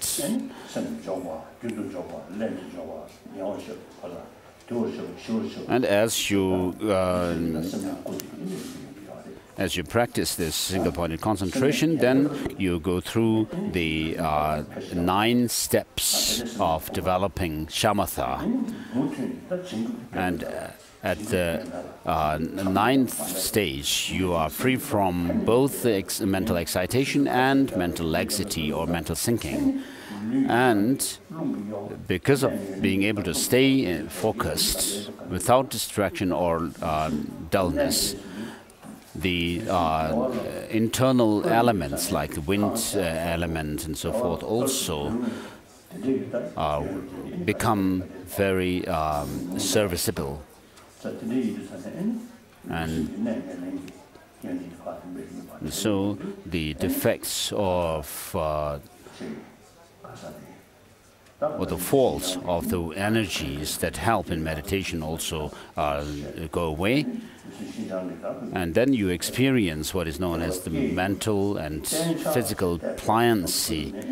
And when you're able, through that, when you're able to stay focused, single-pointedly focused on the object that you have chosen, then you have developed the shamatha, or calm abiding.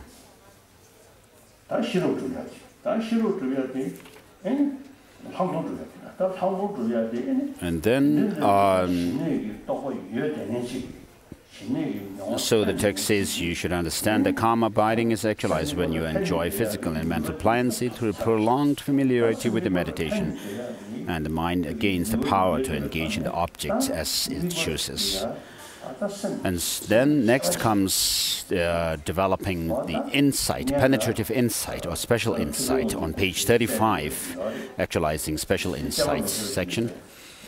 Having developed this single-pointed concentration or this shamatha, then the object that you have chosen for your single-pointed concentration, the Buddha image, should be analyzed.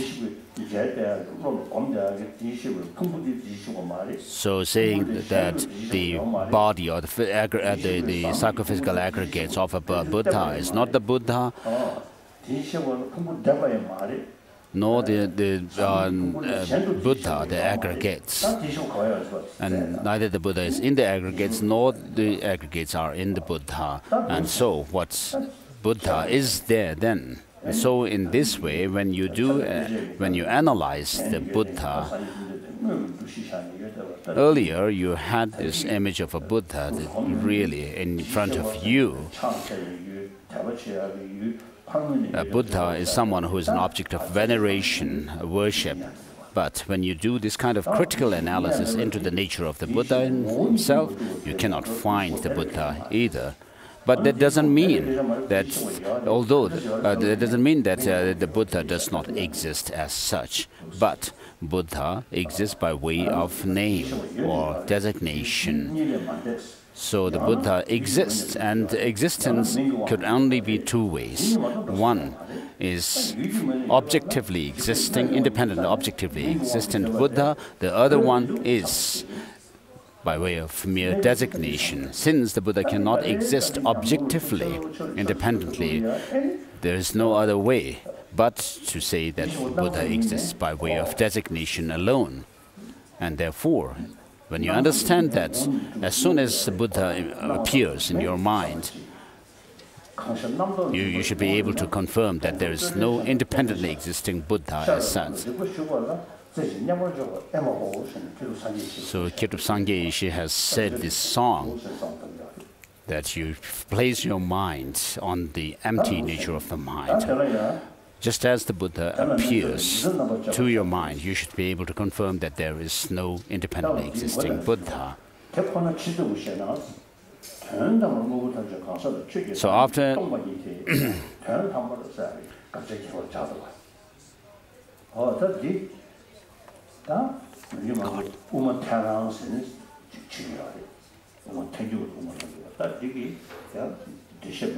So on page 36, turn to page 36, first paragraph. What is suchness or tattva like? It is the nature of all phenomena that ultimately they are empty of self of persons and of self of phenomena. So within the Madhyamaka school of thought in Buddhism, there are those of the Savatantrika Madhyamakas and the Prasangikas. The former assert that things have objective existence, whereas the later says there's no objective existence in anything. And so you should, to study the former sub-school of Madhyamaka, you should study the Bhaviveka's heart of Madhyamaka.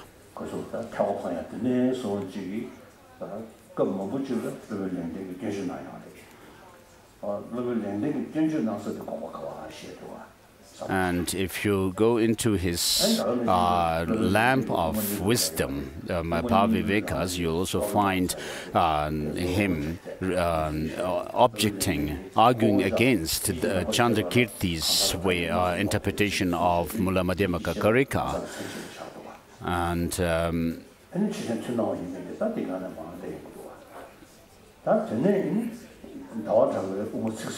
and if you look at Chandrakirti's Prasanapada, clear word, you'll see that No, Bhava Viveka has objected to, I'm sorry, it was not Chandrakirti, but Buddha Palita, in his commentary on the commentary of the lamp of wisdom. And Chandrakirti actually stands takes side with Buddha Palita and says what Buddha Bhava Viveka has objected is actually does not work. And if you look at Prasanapada, then you'll be able to see that it's feasible. Everything is feasible if you say that things are conventionally existent. So here in this text, it is mentioned that it is the nature of all phenomena that ultimately, that the word ultimate is used here. So, in order to understand the interpretation of emptiness thoroughly, you have to study these different texts by different masters following different schools.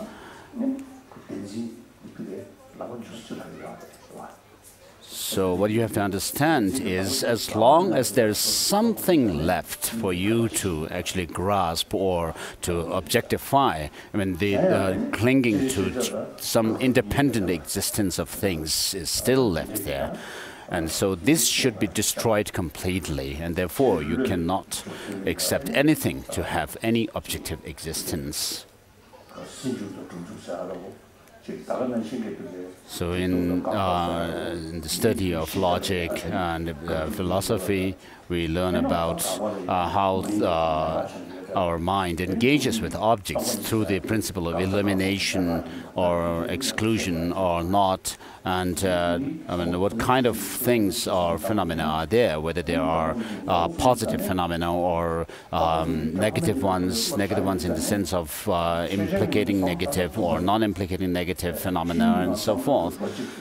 So although there are diverse things, phenomena are diverse, but then they all are one in sense of in the realm of emptiness, and therefore we can understand that within this diversity, everything is of one taste in emptiness, and within that one taste of emptiness, there is the diversity of things as well, and therefore what we are rejecting is not the things themselves as such, but we are rejecting that the independent objective existence of things. And so, from the point of view of lacking any intrinsic or independent objective existence, then the persons and other phenomena, the aggregates and so forth, the emptiness or selflessness of these two have no degree of subtlety at all. They are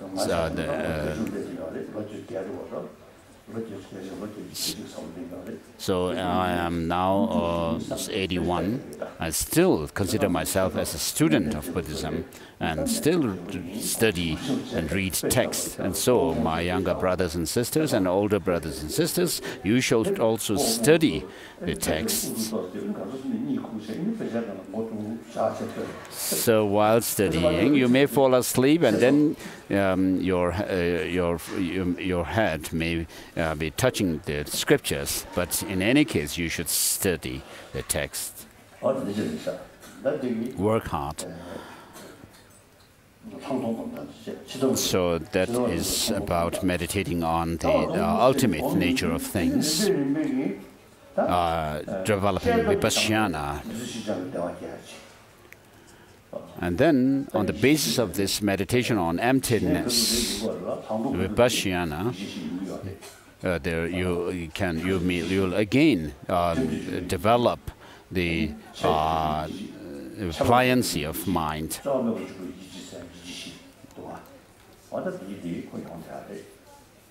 And then there are four mental engagements or different attentions that are mentioned in the text. You can use them in relation to the ultimate meditation on the ultimate nature of things.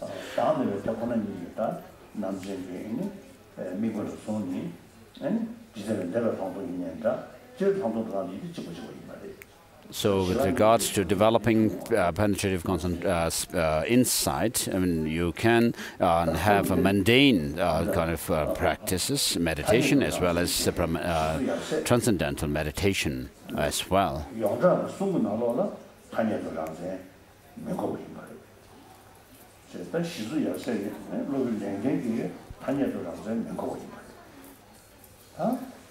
And so Bhaviveka, and also Master Chandarakshita and his disciples, in their writings, they have not rejected any objective existence in things. So according to the Sakya tradition of Tibetan Buddhism, the Madhyamaka, sub-school of Madhyamaka, which started with Chandarakshita, the Yogacara Savatantrika Madhyamakas are called higher Yogacara Savatantrika school, whereas the sub-school of the Madhyamaka called Sotantrika Savatantrika Madhyamakas, started by Bhaviveka, is called the lower Savatantrika school of Madhyamaka philosophy.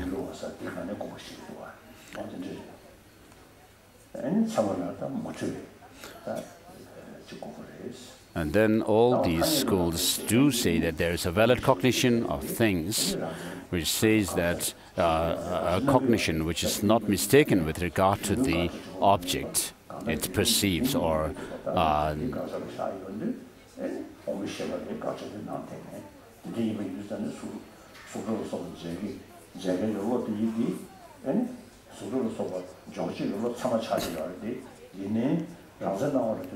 whereas the Savatantrika Madhyamakas, the followers of Bhaviveka and Chandarakshita, do accept some objective existence, and then they also say that the object, when you establish or prove the emptiness or selflessness, the object of what you refute or here do not appear to the perceptions, sensory perception, whereas the Prasangikas say that they do appear to the perception. The object of negation does appear to the perception, sensory perception.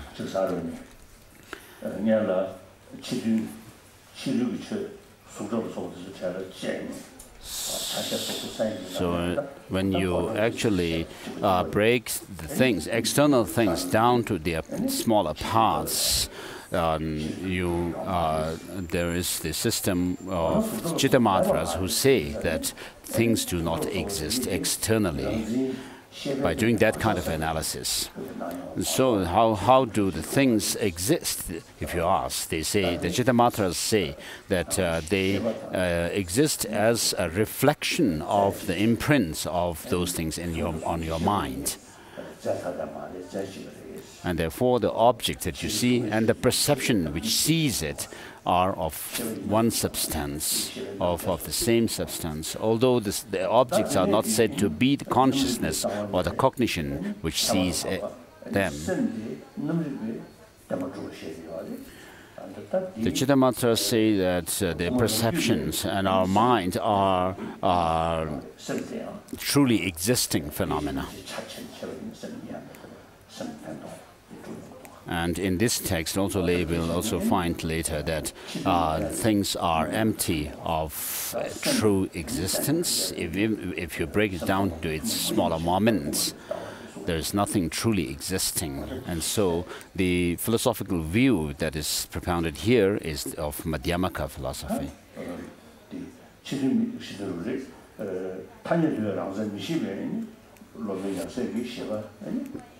So according to the Madhyamakas, who reject any kind of objective existence in things, say that things have no existence from their own side, but they are merely designated by name and conception.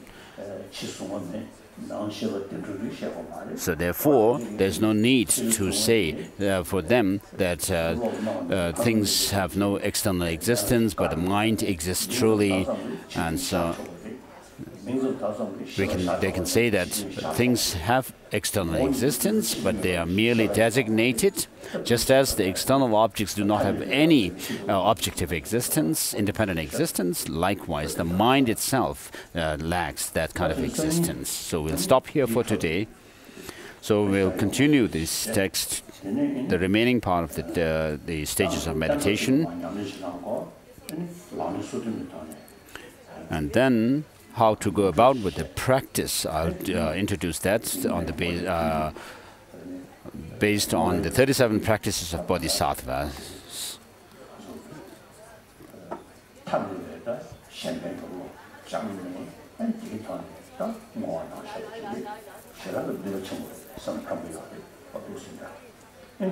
So which also shows how to cultivate bodhicitta, this spirit of enlightenment, and then we'll also do a bodhicitta ceremony for generating bodhicitta, and then we'll stop. Messenger tamje te dan tengyu chi ngendro tabje ta do tongwa da chanju semba kana su shu ba te da kunge melam drop gyur chi. It's very much like the modern stuff. It comes together, East and West. Temba nyu shin do sawa tin je punu shin do temba ji ne ne ta shi.